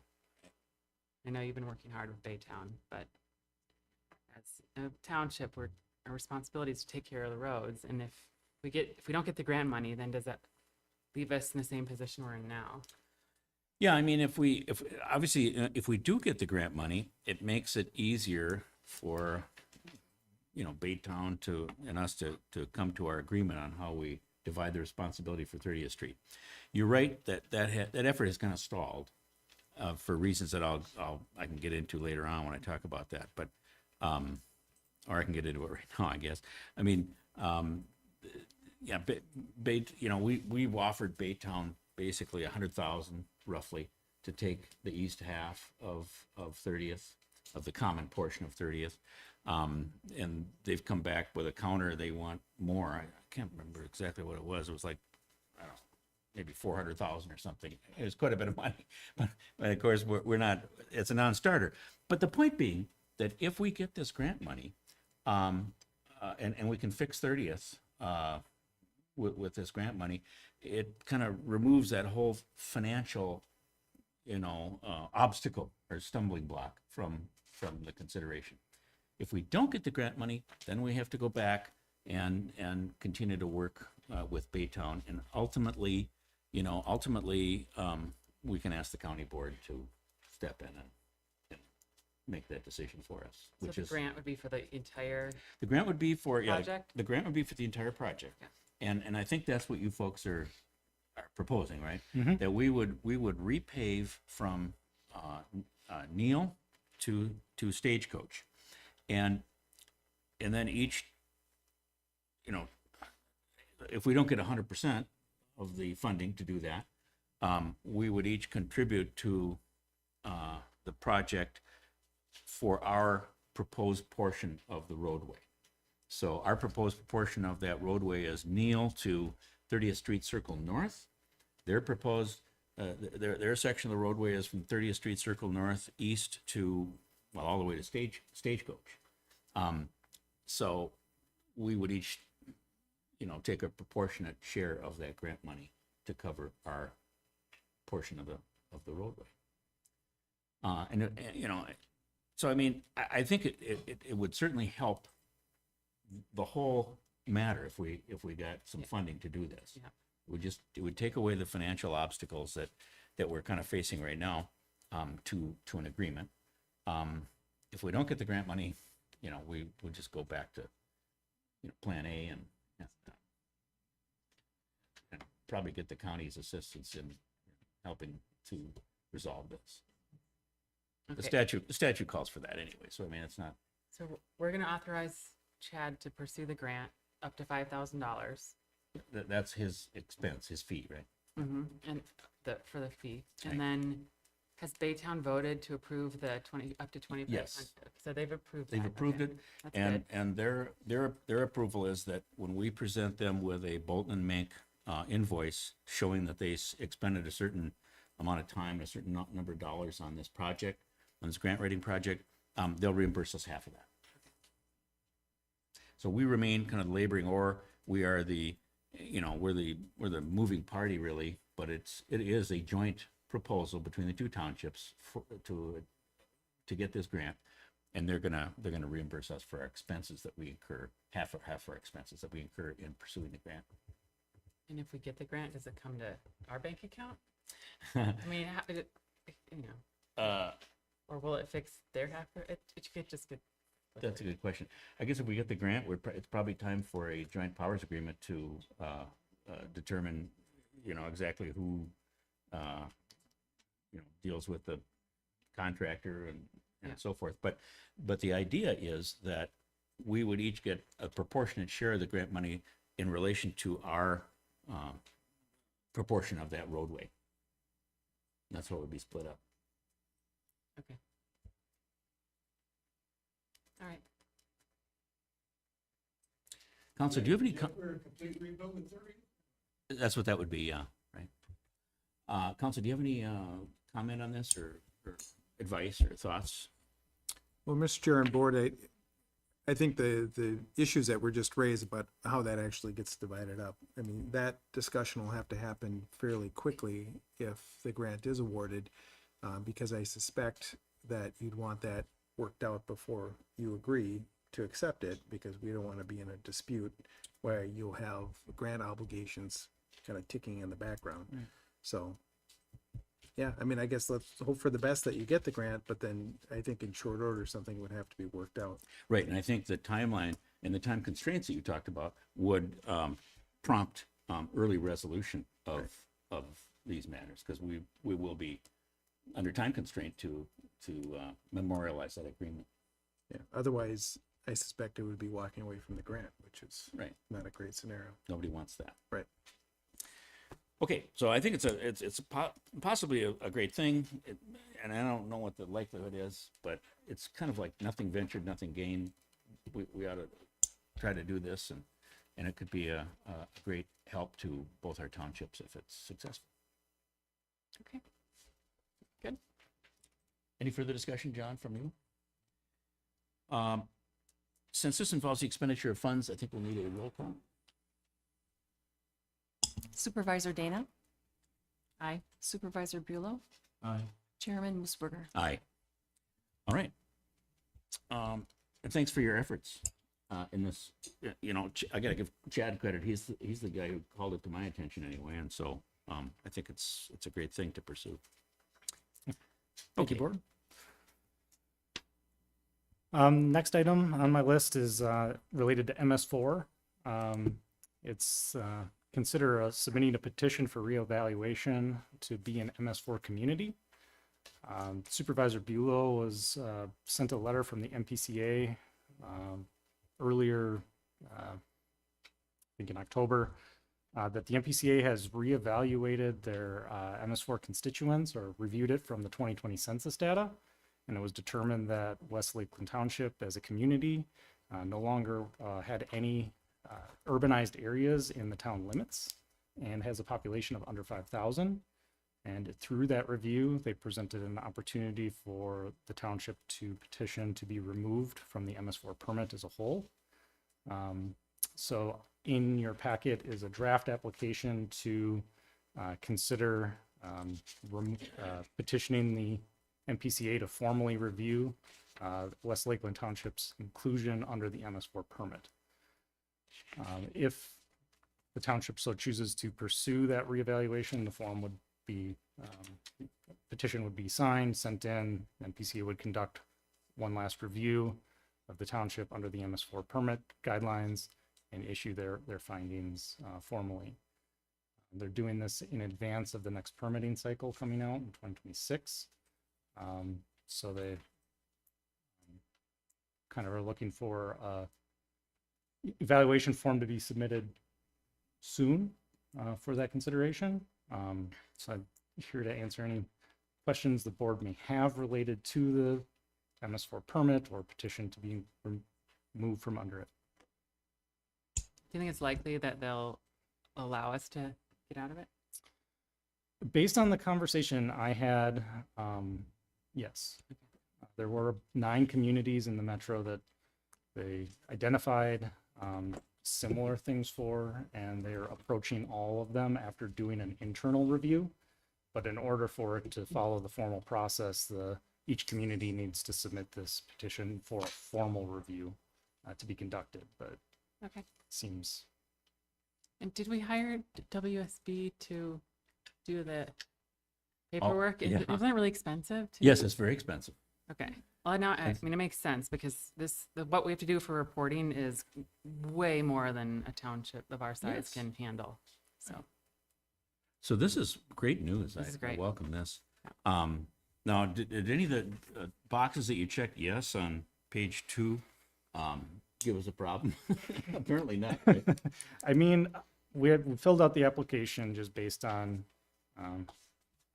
how I interpret it in discussion with the MPCA and some folks in our office. You abut the St. Croix, which is an impaired water and also considered a outstanding resource value water. So that's why those 2 boxes are clicked yes. I mean, it's just nature of how the township abuts it. Right. But in discussion with the MPCA, they did do a pretty thorough review before contacting the township. So And we don't really discharge any water into the St. Croix, do we? not, Yes, they do. I mean, you do, that's why the boxes are clicked, checked yes, but you're not, you know, it's, you have the one road east of Stagecoach with a culvert under it, and Mm-hmm. you know, some sub watersheds eventually do get to the St. Croix. So Well, I guess I don't want to look this gift horse in the mouth. So I'm going to, I assume you need a motion to approve submission of this petition, right? yes, I will make that motion. I'll move that we submit the petition for reevaluation of our MS4 requirement. And I'll welcome a second. No, we I'll have second. discussion. Moved and seconded. Any discussion about this? John, do you have any? Sort of interesting that this came out 5 years ago and we never found out about it. And we're paying them a little bit of money to have it done. I'm not saying we to abandon the whole program. I think if we keep it in-house, less the expense of reporting, I think it's still a good idea. In other words, are you saying it's still a good idea to make sure our culverts are All of that. working and, Yep. and, you know, and, you know, we're not having erosion problems? I agree. I mean, that's just good public policy. But it sure will be nice to avoid some of the onerous reporting and other paperwork responsibilities that we're looking to pay a lot of money to WSB to do that. And luckily, we really haven't incurred that great of an expense yet. But I think my understanding is that it was on the horizon. Some big increases in the cost that was going to create for us. And so it'll be very nice to be able to avoid that. I Yeah, think. we did approve that a while ago, though. So what We was the- approved contracting with WSB to help us with our responsibilities. But my understanding is that there was going to be some kind of a big increase, right? I mean, there was going to be a big increase in the offing here in the near future in terms of what WSB was going to need to do for us and what it was going to cost us. And we can avoid Correct. all of that. But yeah, fill that in for me if you have. Well, we received a letter just notifying us that MS4 has new requirements. Therefore, the scope of their work would creep quite a bit. Yeah. And that roughly could be 15,000 Okay. for the year, Yeah. additional, Additional. Of in what they addition already to do what with we've us. already contracted for. Yeah. correct? So So did they do this is slightly off topic, but did they do the inspections this year for the MS4? Yes. 1/3 is with the township, I believe. Okay, okay, because it's you do the whole thing Yeah. like every 3 years or every. Yeah. Okay, got it. Thank you. all right, any further discussion on us submitting this petition for reevaluation? Let's do it. All right, hearing none, all those in favor say aye. Aye. Aye. Opposed, no? Okay, so have at it then, Chad. Thank you. it's good. And is this require, this maybe requires our signature too, doesn't it? Or is it your signature? Whatever, we'll figure that out. Yes, well, Say, Phil. Yeah. Rachel, you asked a question, how likely we are to get this. The LRIP grant? No, this is the, Oh, this is the Further WS, back to MS4. that. Yeah, MS4. the MPCA will most likely grant the petition and release West Lakeland Township from MS4. That's from them. Thank you.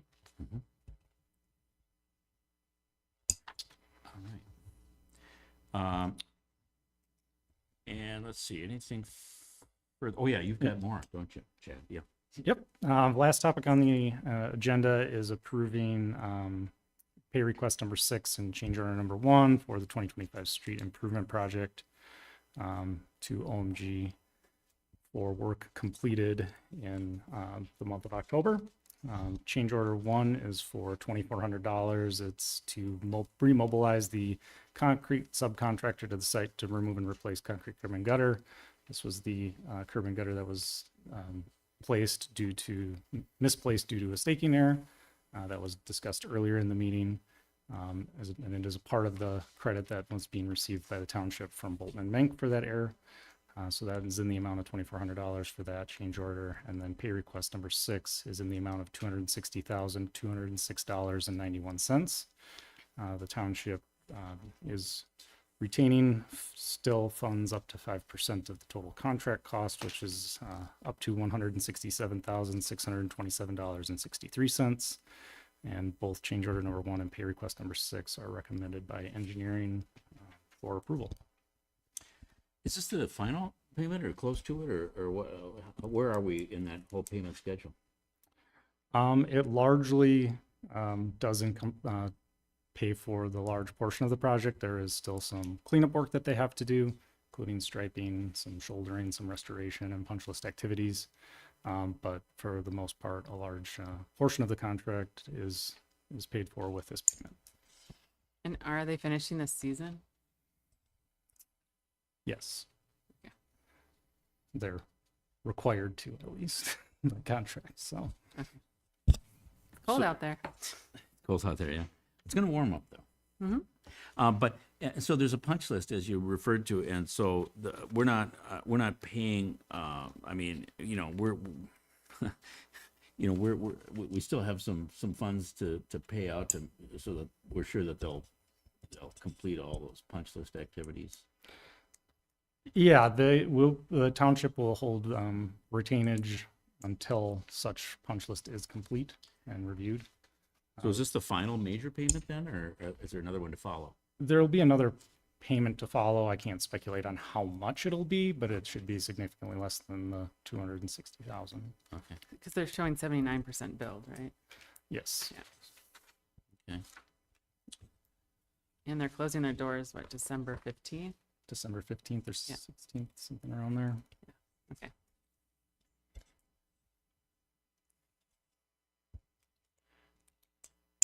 And so is Bolton and Mank kind of taking the responsibility to kind of advise us with regard to, any steps that we need to take to preserve our rights against them when they're gone, or is that something Troy is involved with or should be, or I just want to make sure we don't let the kind of the door slam shut before we've really got what we need from these folks.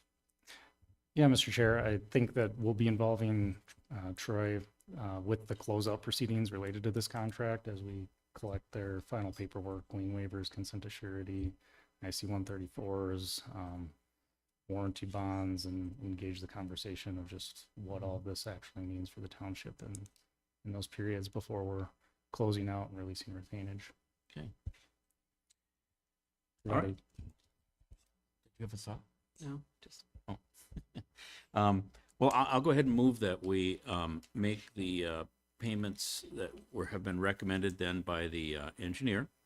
Payment number 6, and that's it. Do I have a second? I'll second. Moved and seconded. Any discussion on anything? I do think that, the work they've done up to this point does looks good. I mean, for the most part. I mean, there are some things like we talked about the punch list, the shoulder compaction stuff hasn't been adequately addressed, but apparently it will be. And some of the things, there was a weird erosion issue there that looked like it could happen. I don't know what you thought of that, but what's that? Oh, yeah, kind of a potential erosion issue on 20th there, you know, that I don't know if you had a chance to take a look at that, but some stuff like that that needs to be cleaned up. But basically, it's been pretty good, I think, you know, overall. Any other discussion before we have a vote on making this payment number 6? Yeah, I got a little question. I thought Nolan was going to be 2 foot wider. I just assumed that was going to be with asphalt. Am I incorrect with that? The paved width was remaining the same. It was the kind of shouldering add that was gonna establish a little bit more width to the road. They've got some of that gravel on a 1-to-1 slope, uncompacted. Whether it's compacted or not, I think spring will come and a lot of that gravel will be gone. You're talking about the shoulder, right? Yes. And I think that's on the punch list. I think we've been talking to that, but I mean, I agree with you. That's an issue. And I don't know what they're gonna do. Are they gonna just compact it, or are they gonna put some black dirt and seed there or something, or? It's a combination of Yeah. both activities that you're gonna need to blend it in, but I think Supervisor Bureau, you're concerned about the gravel eroding with time. Is that Well, accurate? or even is right it the away, 'cause it's not compaction? compacted, so it's just Okay. gonna wash Yeah. into the ditch. It's not compacted. Yep. No, that's on the punch list to be corrected. As far as getting compaction on that now, I think the window is closing for getting that done. I concur with that. We're pushing Yes. them to get out there for striping and shoulder Oh, yeah, compaction this striping. week. When are they gonna stripe the roads? The only one that's left to stripe is Nolan 20th Neal, right? Correct. Yeah. And that's supposed to be getting done this week while the Okay. temperatures allow for. It's gonna be 60 next weekend. All right. Any other discussion before we vote on this? Hearing none, we'll need the roll call. Supervisor Dana, Aye. Supervisor Bulow, Aye. Chairman Moosberger. Aye. Okay, thank you very much, Chad, for all your efforts there. Next item on the agenda, Slipping. yeah, I guess so, yeah. No. Next item on the agenda is, we're gonna talk about reviewing possible website providers that can, give us, some better functionality. Okay, since our last, I think it's 2 meetings ago, I met with 3 website and content management system providers. Revise, Civic Plus, and TownWeb. You want to go next slide? So this is to help, bring our website into ADA compliance, and B, make it easier to use, prettier, more functional, and into the 21st century. So I selected these vendors because TownWeb specializes in townships and small municipalities. It was actually, the company was started by a town clerk. Revise is our neighbors to the north, our favorite road sharing Baytown, uses Revise, so does Lake Elmo. And Civic Plus, which I think over 50% of municipal websites are Civic Plus. They're a large firm that owned by private equity. So some of the things I looked at were cost and contract terms, some of the features, support, which is important because they're not all the same, and support and training, and if it fit kind of for a township size. Next slide.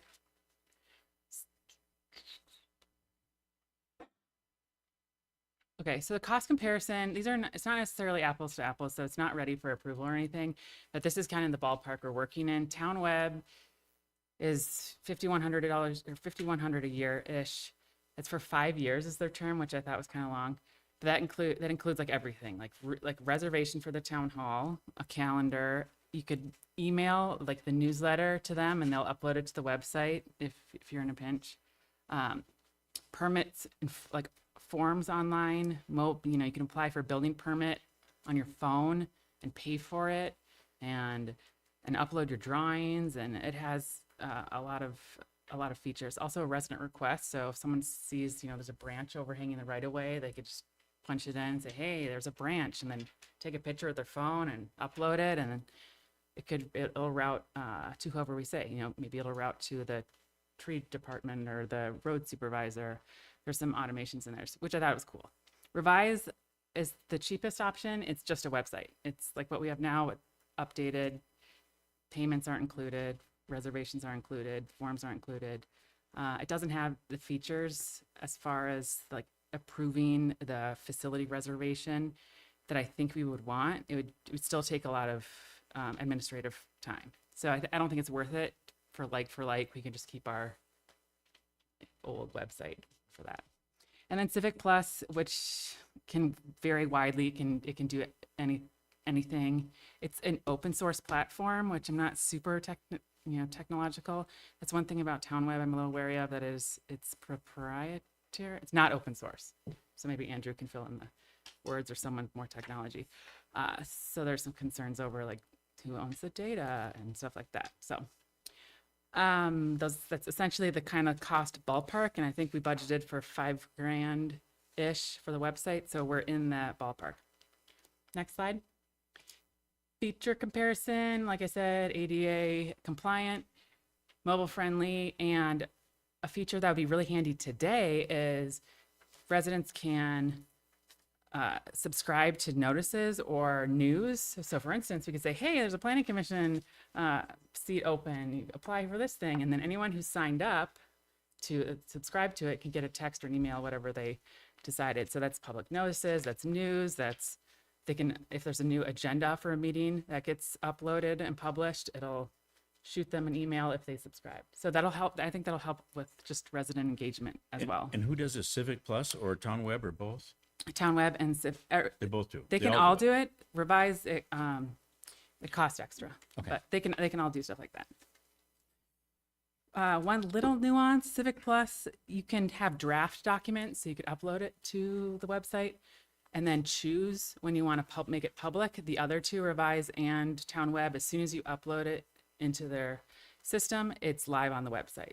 I don't know if that matters. It was just a difference. Next slide. So just recap strengths and weaknesses. TownWeb is really like turnkey. They call it white glove. They have 24/7, 365 support, but they do have that proprietary system and a 5-year term. Revise is super affordable, but doesn't have a lot of the features we want. And Civic Plus is scalable, so it could take us into, like we wouldn't have to change because it can do everything and it evolves. But it's higher cost and it's more complicated to use. It's maybe more, I don't know. Either one I think would be fine. The one thing with TownWeb that I didn't mention is TownWeb has an add-on feature called Clerk Minutes, where you upload an agenda and like the YouTube link to our meeting, and AI will draft meeting minutes that look very much like our meeting minutes and recognize voices over time. It's pretty wild. Little old TownWeb does all that. It's called Clerk Minutes. Okay. All right. It's made by so it's very TownWeb is very oriented towards small municipalities and townships. Next slide. I think I'd recommend TownWeb with a close second with Civic Plus. I'd really be fine with either one. But I think for the next steps, I would like to have a live demo with either company and our staff to see what features are important, and maybe we have a discussion on what features we want to do, because when we add and subtract features, that really does affect our decision. Because TownWeb, if we're going to use a reservation system for the town hall, that's really easy to use, and it integrates in a calendar, and you can say like, oh, on Tuesday night, you could reserve this town hall for your Boy Scouts meeting or something. That system is really, really easy to use with TownWeb, but if it's not important to us, then it's not an advantage of TownWeb. So I think that's all I had. Oh, the next slide would be next steps. I also have a long list of websites, like example websites of real towns and cities, if anyone wants to look at them. So no Well- approvals. This is an update and Right. maybe a little direction on what to do next. So next steps, it sounds like the logical thing here it is to, like you say, have this live demo of maybe one or both of these that you're kind of recommending, maybe just the one that you recommend. I mean, rather than complicate it, maybe we just go. But anyway, but for the staff to look at and play with a little bit, and maybe we even have a special meeting so the board can sit in on that and see what it's all about too. Yeah, then they're all willing to do like the demos that I sat through, which would be very helpful because I'm not the one like using it. Using We really need more people to ask questions. Okay. And what level of service you want. I mean, you want to just mail something off, and they just upload it. Sounds really handy. Yeah. All right. Well, thanks for that research, and I agree. We should proceed with our next step, which we can just work out with Carrie and everybody, and just kind of, set something up. But this is great. It's a great step forward. Thank you. And the town web said that we could like have a new website in 6 weeks, like 6 to 8, and then Civic Plus was longer because they're more complicated. But either one is fine. Boy, that sounds good. So we'll set up some kind of demo. Okay, good. Thank you very much. Let's see, what's next? Supervisor Buelow on the marking of catch basins. I was wondering what. Oh, what is it all about? Yeah, right. Catch basins. So, somebody told me, a little bird told me, that they got a new plow driver, or they lost their old plow driver or something at Miller that's going to be, and so it's going to be all the more important to mark these catch basins because we're going to have somebody running the plow that's not familiar with where they're at. So, is there, if we got like a thought about that, a schedule, a plan type of thing, or estimated, how to do it? Actually, okay. Yeah, I was thinking about that today. Sort of funny. So, the ground hasn't frozen. No.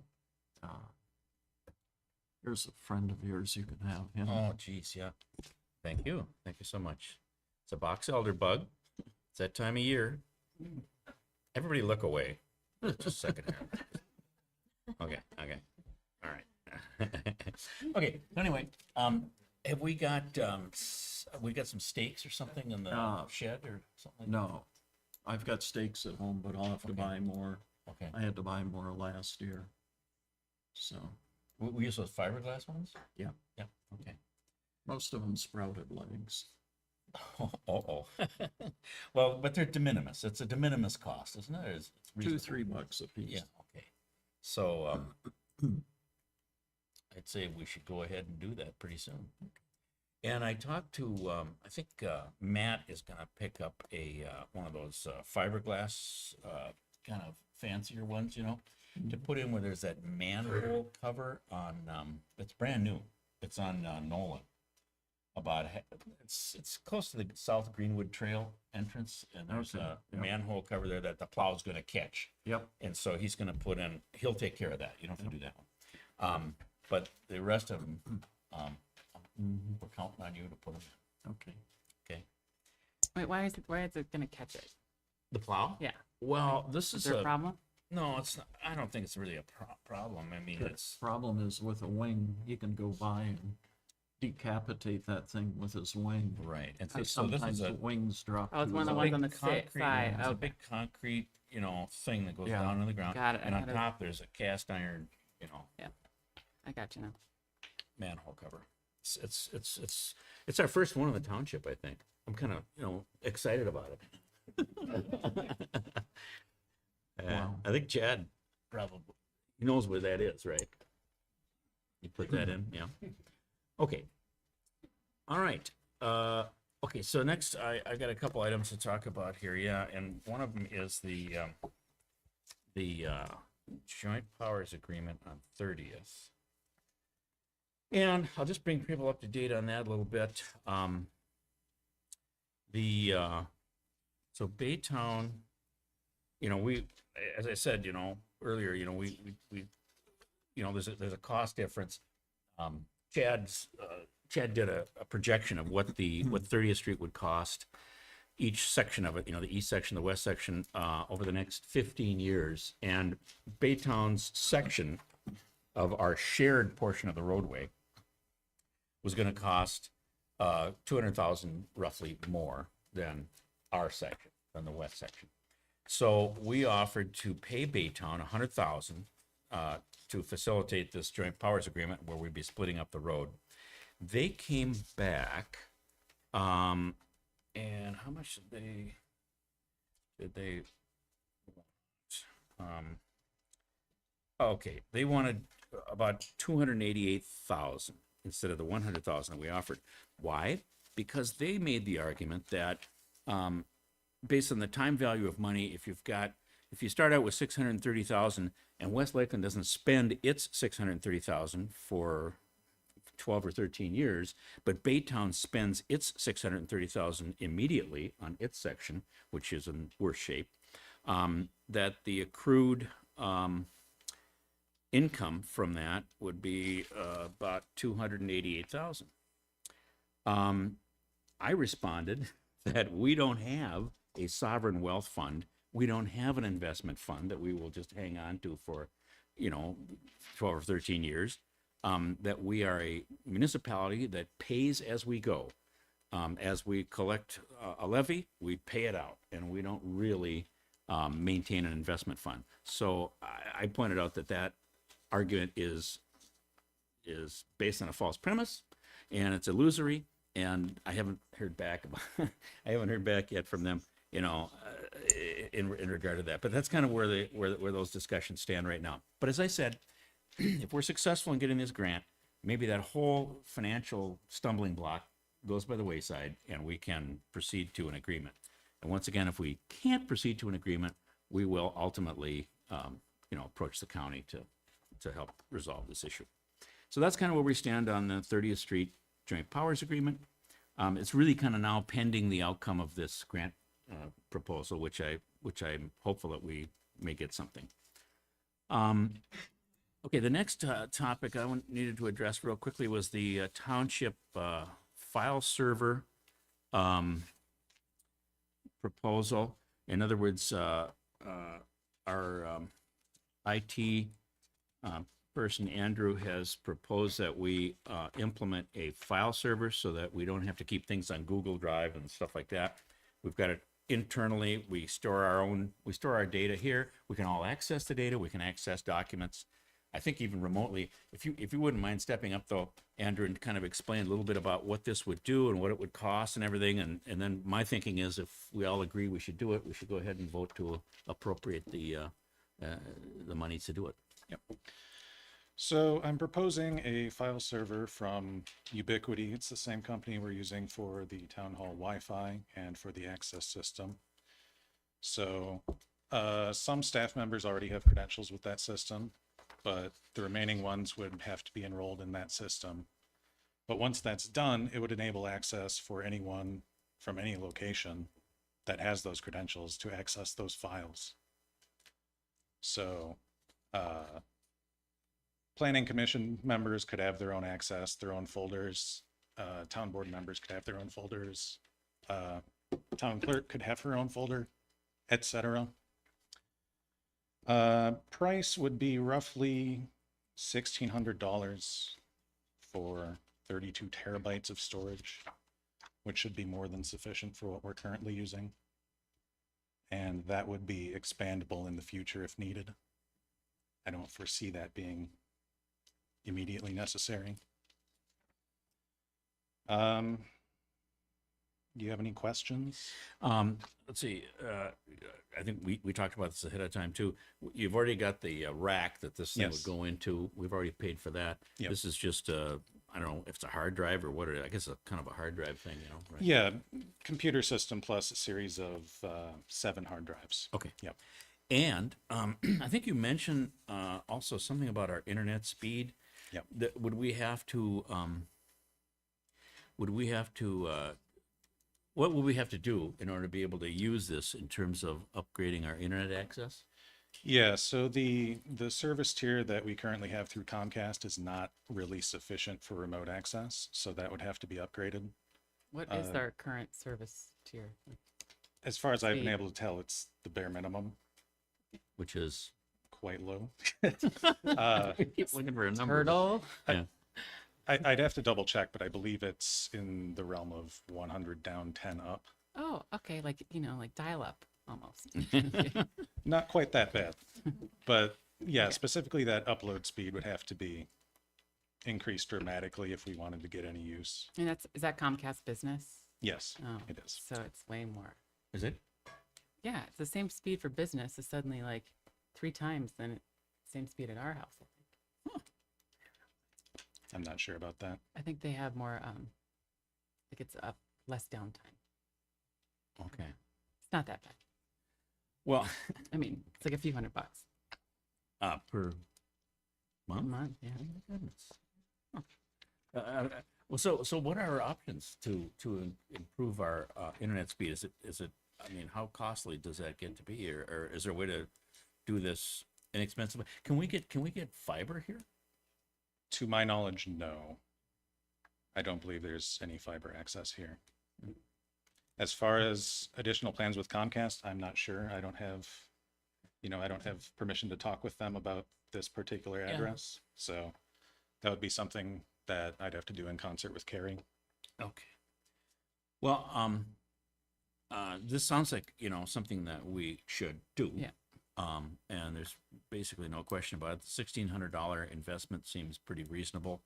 I'm a little frightened of the what this internet cost could be, but I guess something we should look into also. But at this point in time, I'll make a motion that we go ahead and approve the acquisition of this file server and the implementation of it. Approve you to do it, and then also ask you to see if you can find out what our options are with regard to internet service to bring us up to the level where we can use this remotely. We'd be able to use this on site Yes. without any further expenditure after we just purchase it and install it, right? Yes, that's correct. It would just be the remote access that would require Yes. some enhancement. Is it? Oh, okay. Yeah, Dave. Mr. Chair, all you need is a new modem. This modem in here right now from Comcast is 10+ years old. A new modem will bring you up to speed. Oh, perfect. Okay, It's well, that would be possible. good. Zero cost. Okay, let's. Actually, I just did that myself. It's day and night. Oh, really? Can you get That an- is possible. It still does depend on the service tier, but Okay. y- Can you- yes, what he says is Yeah, let's possible. get a new modem. Or Absolutely. what, can you do that, or do you want? I can't do anything on that front. Okay. That would be. like- It's not my account, so Carrie could do it, right? yeah. But maybe you I- can I believe help so. her understand Yeah. what we, like, is our service tier such that if we did get a new modem, we would experience an increase in an improvement in speed? Comcast told us that they should be replaced roughly every 5 years. And it's a smaller unit, much better. Okay. All right. Well, definitely we should look into that then. Yeah, there wouldn't be any downside to updating the modem, so Yeah. Okay. it would be a good first step for sure. All right. Well, I will move that we authorize the purchase and implementation of this file server system for our township. And do I have a second? I'll second. Moved and seconded. Any further discussion? Do we have to authorize upgrading the modem as well? That should be free. It's free. Okay. Yep. Thank you. Thank you. All right. So since this does involve the expenditure of funds, I'll ask for a roll call. Supervisor Dana. Aye. Supervisor Bulow. Aye. Chairman Moosberger. Aye. Thank you very much. Thank you, Andrew, for Thank you. looking Andrew, into this. is there a way to back up the server in case the building burned down? Yes, so it supports offsite cloud backups through like Amazon AWS or Backblaze. Okay. That runs about $10 per terabyte per month. Let's do one step at a time. Yeah. But And- I and think that's something we should do. I can give you a better estimate for ongoing costs for that once I know how much is going to get stored. Yeah. So, But we'd be able to scan in all the old files and put them. yes, Yeah. that would be a separate process, but yeah, you'd be able to store them there, no problem. And this would do away with the Google Yeah. Drive. Google Drive, yeah. Yeah, that would all be Perfect. transitioned into local storage. Wonderful. Thank you. Yeah, thank you very much. Thanks for your efforts. All right, so the next item would be the Miller snowplow agreement for 25-26. And that it's something that Troy has updated for us, I think, right? Let's see. The only change I'm really aware of is the mobilization charge. They doubled it, right? Well, no. Well, no, they didn't double thought it. it was- They cut it in half, I think. I or- thought it, Go ahead. was it $500 before? No, how much was it before? The, yeah, mobilization charge was 2,800, 2,800? yes. But it was And that only- was 6 How many months? months. Oh, it If- was If 6 the months. services did not exceed 600. now. So it's actually decreased by 1,800.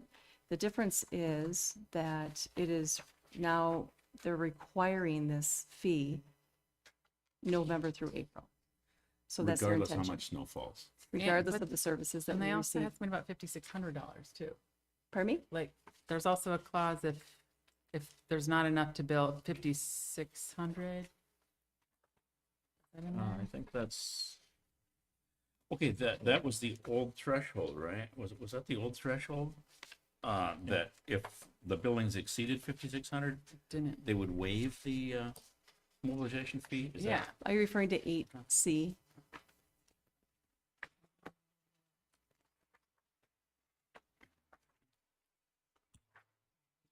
Mr. Chair? Yeah. Yeah, so they went from we are going to charge this mobilization fee for every month that we don't bill at least 5,600. Yeah. So that came out. Okay. And so now they're just proposing 1,000 per month for the 6 months, regardless of how much they bill or don't in a particular month. So it's kind of I guess the way I think of it is just a base fee. You're paying 1,000 just base to have the service Okay, available. that makes to more you. sense. And Other then one. obviously you pay the rates on top of that. Right. Did they And take that- that out or? That was their request. Okay. Yeah. Right. And I did ask Miller how many times we had to pay that 2,800 mobilization fee last year, and they said 3. So we'd actually be saving money perhaps this year, 6,000 versus, 9,000 something. Yeah, so, I mean, it actually is, we could probably save some money this year because what we're gonna pay this year in mobilization fee is less than we paid last year in mobilization fees. Yeah, my only concern was the prior document that I had reviewed, not the one that today, In other words, you looked at last year's contract? well, the one that was in the packet on Friday, Oh. so. It had something about 5,600. There was a highlight that was going to be changed. Okay. That was a weird clause. It's like a donut hole, like it was cleanest amount. So, yeah, I mean, there's nothing wrong with this. I mean, the only danger is that they increase that mobilization fee every year, creep back up, but. But that's understandable. It's to stay in business. If Yeah. it doesn't snow and you have a plowing business. Sure. Mr. Chair, Yeah. I noted that the other hourly rates did not change. Oh, okay. All right, so they're holding firm on those, and that's And good news. equipment And all that will stay the same. Okay, that's good. So I think on balance, it's a good thing, and I understand somebody thinks, and was it Marcia thinks we're getting a pretty good deal? Huh? What? We're getting a good deal. Yeah. Baytown went out for bid and 2 other companies bid against them, and so they came out ahead too. Hmm. Okay. All right. So anyway, I'm going to go ahead. You got a question? No, comment. Page 2, item 4, it says the contractor agrees to use the skid steer to plow the lot. I would strike that, because technically if the skid steer breaks down, they can't bring in a pickup truck or another machine to plow it, because you haven't authorized that. But I think it's Miller. They're going to plow it. They're going to plow our side, our part. Machines break down, it's best not to restrict what equipment or what processes they use. That's one comment. Then on page 3, under 6, the contractor may obtain and stockpile up to 1 truckload of sand salt mix on his property to facilitate the prompt placement of such materials on the town's roads. That's a horrible thing to limit him with. He should be able to stockpile at least, in the beginning of the year, at least a half a dozen loads, because the county has crazy hours that they're open, and they have holidays. And if you don't have a stockpile of material, you're either A, out of luck, or you're paying 84 a ton for, where's the salt? Oh, salt. You're paying $227.85 per ton for your salt versus roughly 60 a ton from the county. Then the salt sand mixture, you're paying $84.80 a ton for it versus about $25 last time I checked for the material. So Okay, so let's see, your point is that they're not allowed to stockpile a sufficient amount, and Correct. which clause is that? Where is that? It's under 8. But didn't this originate from Miller? 6. I mean, if they wanted to stockpile more, they could have put it in there. just don't limit them to the amount. I don't know how many ton they put down, but you want at least enough for 2-3 times. And then there's a time that the county ran out of material and we had to go buy it elsewhere. Okay. See, so that's the up to 1 truckload. What was the other? The first one you talked about was, Striking the skid steer. okay, the skid steer, yeah. Okay, here's what I'd like to do, though. I'd like to, just because it's already snowing. I'd like to approve it. I'd like to, We have to approve this. yeah. And then I'll talk to, what's his name at Miller there, and, see if those things really do pose a problem for them. And I'm not done yet. Go ahead, yep. Item 7, what's the Hastings Fire Department doing in here? Second line under 7 notifications. We'll delete Hastings. 7. If you're talking about notice, What line is it here? Right here, Hastings Fire. Mr. Chair, I can answer that. sure, okay, please. So that was a legacy. As you might suspect, when I wrote this agreement for you, I didn't start with a blank piece of paper. And so that's just something I missed in carrying that over. Okay, So so, we can just delete Hastings. okay, yeah.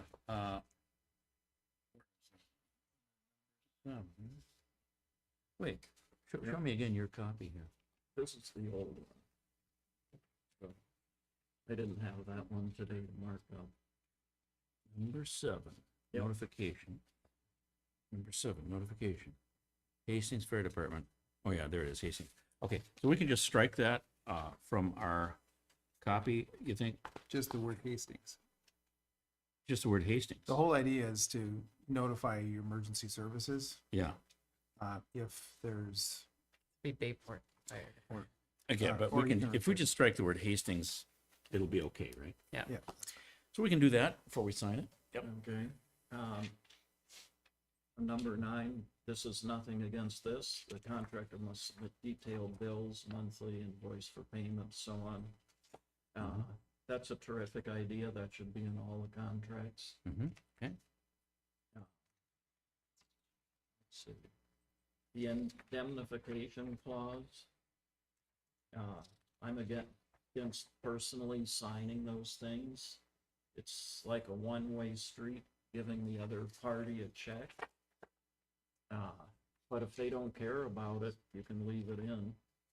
Yeah, this is for our protection, I think, right? Well, For the protection of the township. Then I'm getting to why I don't feel that's necessary. automobile liability. You have in here at least 1 million per accident. I don't know any city that requires 1 million. Most of the ones we work for are requiring 3 to 4 million. And that's not even enough these days. I don't know if you've heard about the nuclear verdicts.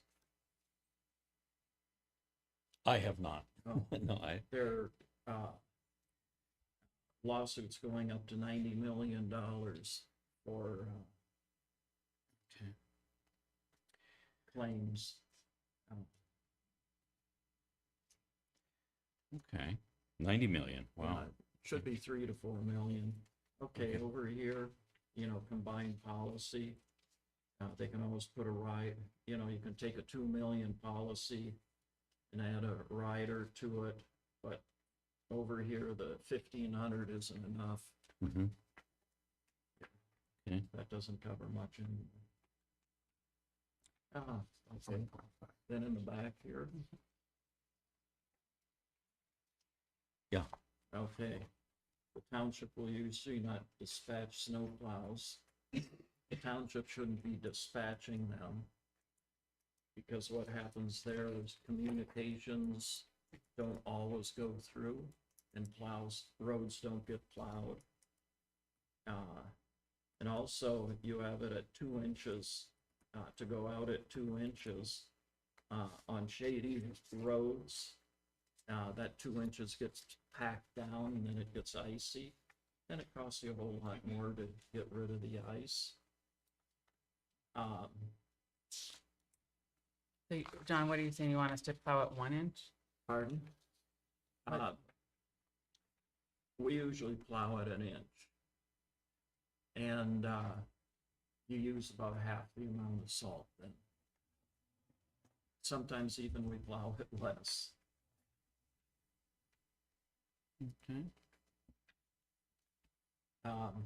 As far as full width plowing, I think the plow on my truck is 12 or 14 feet wide.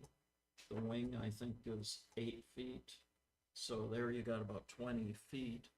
So full width plowing should occur right out of at the start. Then over here, I can just give you this with this. Snow plows travel much slower than the posted speed. That's true if the speed limit is maybe 40 or 50 miles an hour. And then it says the driver's field of vision is severely limited. I think you're setting with a statement up like that and somebody gets hit, they'll take this to court with them and say, well, he shouldn't have been driving if his vision is severely limited. And I will say that if you want to sit in my snow plow, you'll have better vision in my plow than you do in a car. Okay. So I think those are things that if somebody gets a good lawyer, that will come back to bite us. Okay, and you're referring, of course, to our snow plowing policy. Correct. And so you're suggesting that these things should be looked at, and I don't disagree. We can look at maybe making some revisions to it, but Yep. I think for the purpose of tonight, we probably need to approve this just Yep. because we're kind of under the gun. So I will then move that we approve this contract with the modification that will strike the word Hastings, and that we go ahead and sign it and get Miller to do the same. I'll second. Moved and seconded. Any further discussion? If not, I think we probably need a roll call, don't we, I suppose, because it involves the expenditure of funds. I don't know if I really do or not, but you sure, yes. Okay. Supervisor Dana. Aye. Supervisor Bulow. Aye. Chairman Moosberger. Aye. All right, thank you. Let's see what else. Okay, the other last thing I've got here is this backup service agreement or understanding. So this is a thing that was brought to us by Isaac Stensland, our building official. Is he here tonight? I take it no. Okay. So apparently, Isaac was approached by the city of Stillwater to enter into a reciprocal backup code administrative services agreement for public buildings and state licensed facilities. Apparently, I guess it's the State Department of Labor and Industry who oversees the building code and thus oversees building inspectors and so forth, requires that for state licensed facilities and public buildings, certain public buildings, that a municipality that's charged with doing the inspections under a construction permit or a building permit has to have a backup kind of a reciprocal agreement with another municipality. And so City of Stillwater wants to partner with us so that we have this backup of these inspection services, building official inspection services. And I think mainly the thing that maybe brought this on is that they're going to be maybe a little bit swamped with the construction of the big new hospital, I think, up in Yeah. Stillwater, Lakeview. Yeah. Lakeview. And there's a school going up someplace. Oh, that's in Lake Elmo, is it? Okay. Anyway, and so they're asking that we, the board, approve this, this backup service contract. And before I move to do that, I'll just, I don't know if you've had a chance to think about this at all or look at this kind of thing. I don't know if you've even seen that I document. haven't seen it. Okay. Sorry to spring that on you. But is that something that, I mean, is the appropriate subject of board action here tonight? We don't have staff. I mean, Isaac's kind of a consultant, right? That's true. Yeah, he's an independent contractor. And why didn't they go to like why are they coming to us? Like, why is City of Stillwater? We don't have a city building inspector. I mean, we have a building official, but not in the same way as city staff would. Mm-hmm. Right, I agree. It's like, why couldn't they just contract with him as an independent contractor? But maybe it has to be a municipality's building inspector. And they have to specify what the municipality is. Does I don't really know. Bayport have full-time staff? Probably.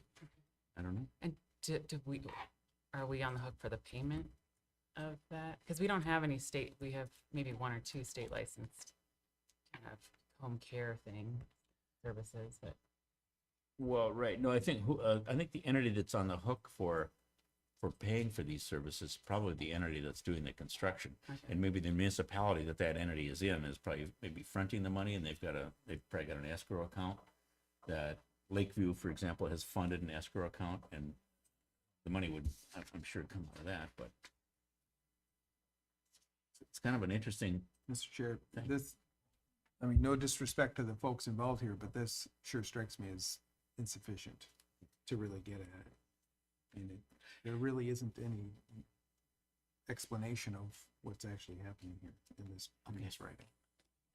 All right. Because it may be the case that a building official, maybe like a law enforcement officer, you're only really a cop, or maybe only really a building official until you're hired by someone. So maybe that's why it has to be connected to you, but boy, usually if there's some sort of, this is almost like a mutual aid agreement, we have some understanding about who's doing what. If Isaac's doing inspections over there, how does that interact with inspections for you? What happens? Who pays? Mhm. What happens if the person gets hurt? There's a lot of stuff that questions, seems to okay. be lacking. I'm not saying it's a bad idea. I obviously needs haven't more. thought about it, but just as an attorney, we just need a little bit more language. Sure. To define what the relationship's gonna be. All right, I'll relay that information back, and maybe we can get some more definition, and we can bring it up at another time. Sure. Okay. Phil, Yes. it's a really great idea. I know Maplewood uses St. Paul inspectors and vice versa. Many towns do this. There's times when people take vacations, they're sick, or Sure. whatever, and they're swapping inspectors back and forth.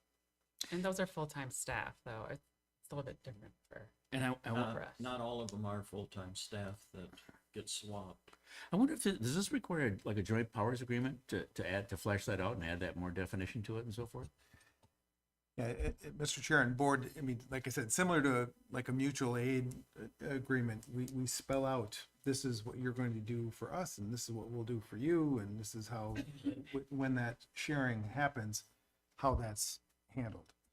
So that's why I'm saying it's just a little bit more detail would be needed to fully understand that relationship. Maybe a little bit more input from labor and industry too, as far as what their requirement is and what statute it's based on and all that kind of thing. Yeah, just a quick review of the statutes reference here, these are just definitional Oh, references to state building and things like that. okay. All right, very good. I'll go back to Isaac with that.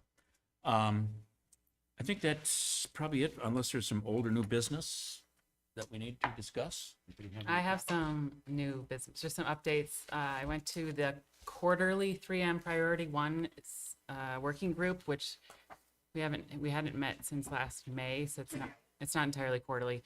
Anyway, as no surprise to anyone, the 3M settlement funds have largely been spoken for from the municipalities that have been affected by the PFAS, and Woodbury and Lake Elmo, they've built these capital projects in these treatment facilities.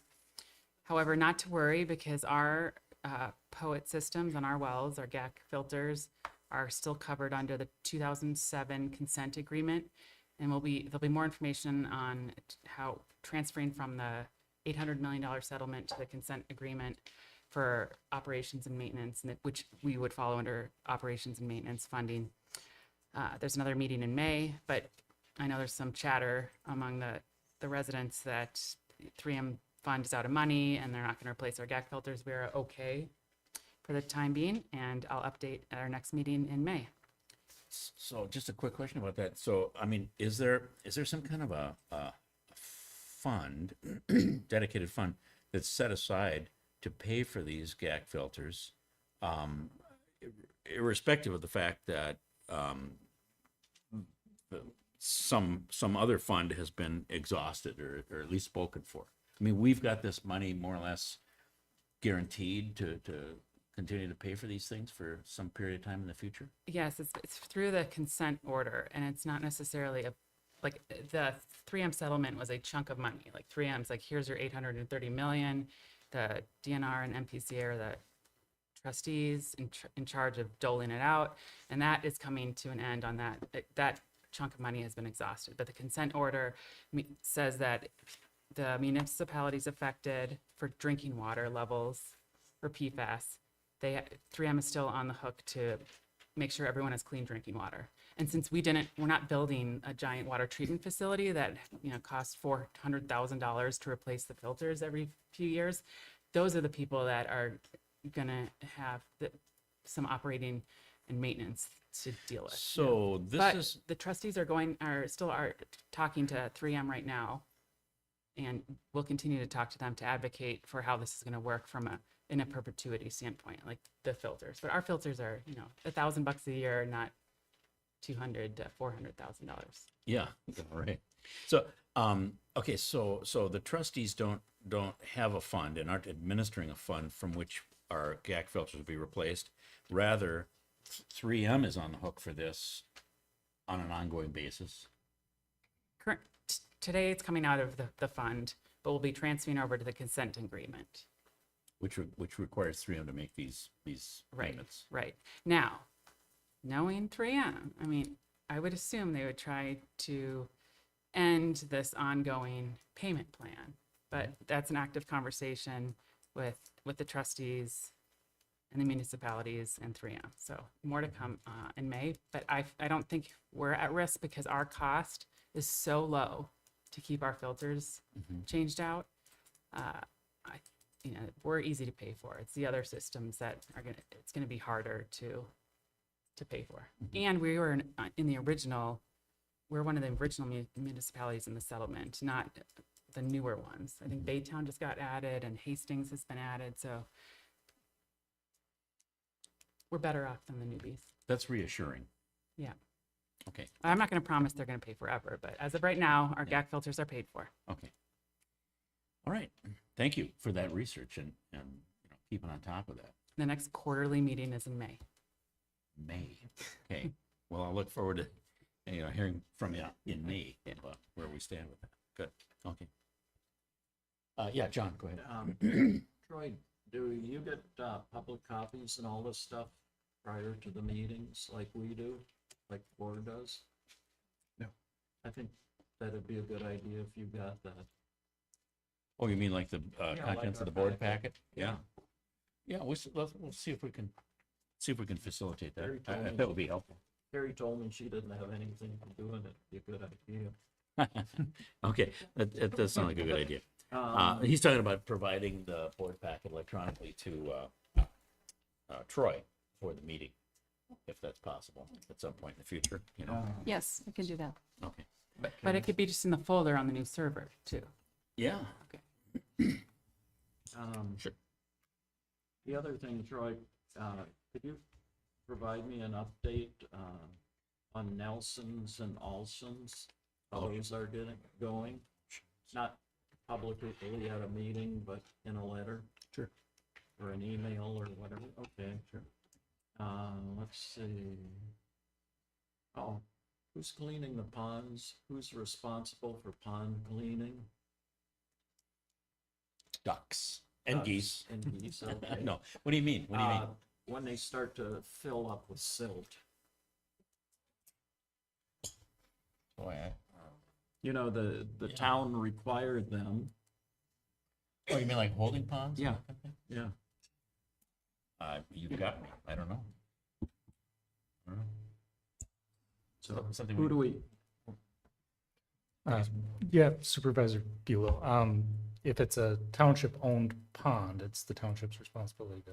well, the ponds are on private landowners' land, but they were required by the township. So who would clean that out? You can't put, you shouldn't put it on the homeowner that he has to pay for somebody else's silt to remove it when he doesn't care about it. If there's some specific ponds in mind, we could take a look at it as it, Yeah. as, there's a township map with identified stormwater ponds on it Yeah. that are, could be there's a easement over it, drainage and utility that's not showing up. It could be a requirement of a subdivision. There's a lot of different. But generally, because we don't have a lot of like operating and maintenance agreements with developers or other No. owners, it's usually the township. Yeah, and I mean, when we have drainage easements, we do maintain those, I think, too. So that maybe is what you're, Well, the drainage easement and the ponds. Okay, Is there a particular pond you're concerned about? yes. On my property, I built the pond, township made me do it. I've cleaned it out twice, hauled out maybe a couple 100 yards of dirt each time, and it's overdue. There are others that are overdue in the township. Mr. Chair, yeah. we often try to address that in the development agreement that gets signed for a particular development. I mean, I don't know what your town has done in the past, but that would be someplace we'd want to look on any particular development that you're looking at as far as who's responsible for the ponds. All right, good point. And, maybe, you could maybe get a list of the ponds that you're concerned Okay. with and to Carrie, and we can look for development agreements that pertain to those Yeah. ponds. I don't See think we there can- are any agreements regarding maintenance. Okay. All right. Any other new business or old business? Soap and water. No, Uh, you dredge it out. You'd pump it dry, take a swamp cat, push it out, or take a excavator, dig it out and haul it away. Are you volunteering? Yeah, right. He wants to get Where are into you it. guys from? Oh, okay. But we just have the civics assignment to attend it. Well, Yes, this is really Well- nurture. welcome to our exciting meetings. All right, any other old or new business to come before the board tonight? I just want Yeah. to serve Ron for the planning commission meeting next week. It's on the 20th. And so far, I've only got, 2 items of business, unless you want to add something, one of them being to review the applicants for the vacancy of the planning commission, and the other one to begin plan for a review of the Imagine 2050. Do you have anything else? I think that's a sufficiently packed agenda. You know, historical plaque for the townships, there's wood cover. No, but you could name it if you'd like. John Buell Memorial. Sure. Sounds good. All right, thank you, Del. Yeah, but I don't think we have any other. Chairman Musburger, Yeah. did you want the planning commission to look at the trailer storage units? Or is Oh, that something that? I think I did mention that, didn't Yeah. I? Storage container? Yeah. Mhm. Yeah, I was gonna ask you about that, because I saw that on the agenda, but I didn't know anything about that. Oh, I missed that. Okay, I so, mean, I saw it on the planning commission. oh, planning commission agenda, Yeah. okay. So yeah, to the extent the planning commission hasn't done so, maybe the planning commission could look at whether it would be advisable to put any limits on the use of these, I don't know what they're called, these storage containers, you know, Mhm. shipping containers, yeah, in the township as an accessory structure. I think we got one going in, and I think a lot of municipalities do limit their use, for obvious reasons. They're not, you know, pretty to look at. Although some people, it's in the eye of the beholder. I don't know. I mean, maybe with a little paint, you know, or something, it is attractive, but a lot of people would say, no, it's not attractive. And so I think it'd be reasonable for us to just consider as a township whether we want to place any limits on that, on the use of those things as an accessory structure in the township. Okay, What's more attractive, a bunch of stuff sitting out in the open or one container? yeah. Good Depends on the stuff in the container. Yeah. Right. All right. We now come to the point where we entertain public comments. We have a 3-minute limit. If anybody would like to make any comment, yes, Wes. And would ask you to step up to the microphone there and state your name and address and that. Yeah. Take your time. Take your time. Yeah, that's all right. You were going to have to get up anyway when the meeting was over. Can't stay here forever, guy. I'm spending this. Well, I had a question for Phil tonight. If they. Thank you. What's, if the state and the county have given any kind of indication of what they're gonna do as far as out in 36 as far as the traffic, because they've already had one death out there on Lake Elm Road, and I guess they're gonna put a bridge in there or redo that road now. But I don't know if they've got any plans for doing the 3 more stoplights there, and so. But, Traffic does back up at that intersection quite a bit. But you of know, course, I mean, Wisconsin's build up, that's gonna get worse yet, so. that's true. But what they've done here, they redid Oak Green here. Well, they got done with the last year. And the plan was to, I guess, is to ship all this traffic off the state highway and put it on the counties. And right now, we even got car haulers from Somerset running that road now. You know, people know that they got that unloader for the unloading new cars over in Somerset. So now these guys are running the road too, so. So you're talking about increased traffic on Yeah. Oak Green and Well, maybe it's- some of these other like Lake I mean, it's Elmo just, Avenue. because right now, during the day, there's a vehicle every 15 seconds or less. Oh. And then it gets to between 4 and 7 at night, it's just nonstop traffic, so. But I don't know if they got plans or doing anything, just, I don't know. Yeah, no, you raise a good point. Of course, I don't, you know, it's not obviously in our control here at the township, but you raise a good point. And I think what I would offer to do maybe is just mention that to the Washington County Highway Department, that it would be, nice if they could relieve that pressure somehow, as you say, by maybe putting in some bridges or something like that. But that's about all we can do is suggest to the powers that be, because none of this is a township road, so we really don't have any control over it. But I certainly sympathize with your, with You with may what your just, well, you experience. live on it too. I mean, you're closer to that road than I am. Yep. So, but, No, I'm closer than both of you. Yes, yeah. Oh, we It know. is a nice road, but they did keep it at 50 miles an hour. Yes, so far. So Knock far. on wood. that's what I asked Phil too. I said, maybe we can lower it to 30 like they did in the Speedboat Road, but it wouldn't go for that. It, because, what else I got in here? And I said, too, out there, they've got all these fancy cars and they've all got $10 tires on them. Boy, they are noisy. Oh, yeah. And, Wow. originally when they built 36, they were gonna bury that.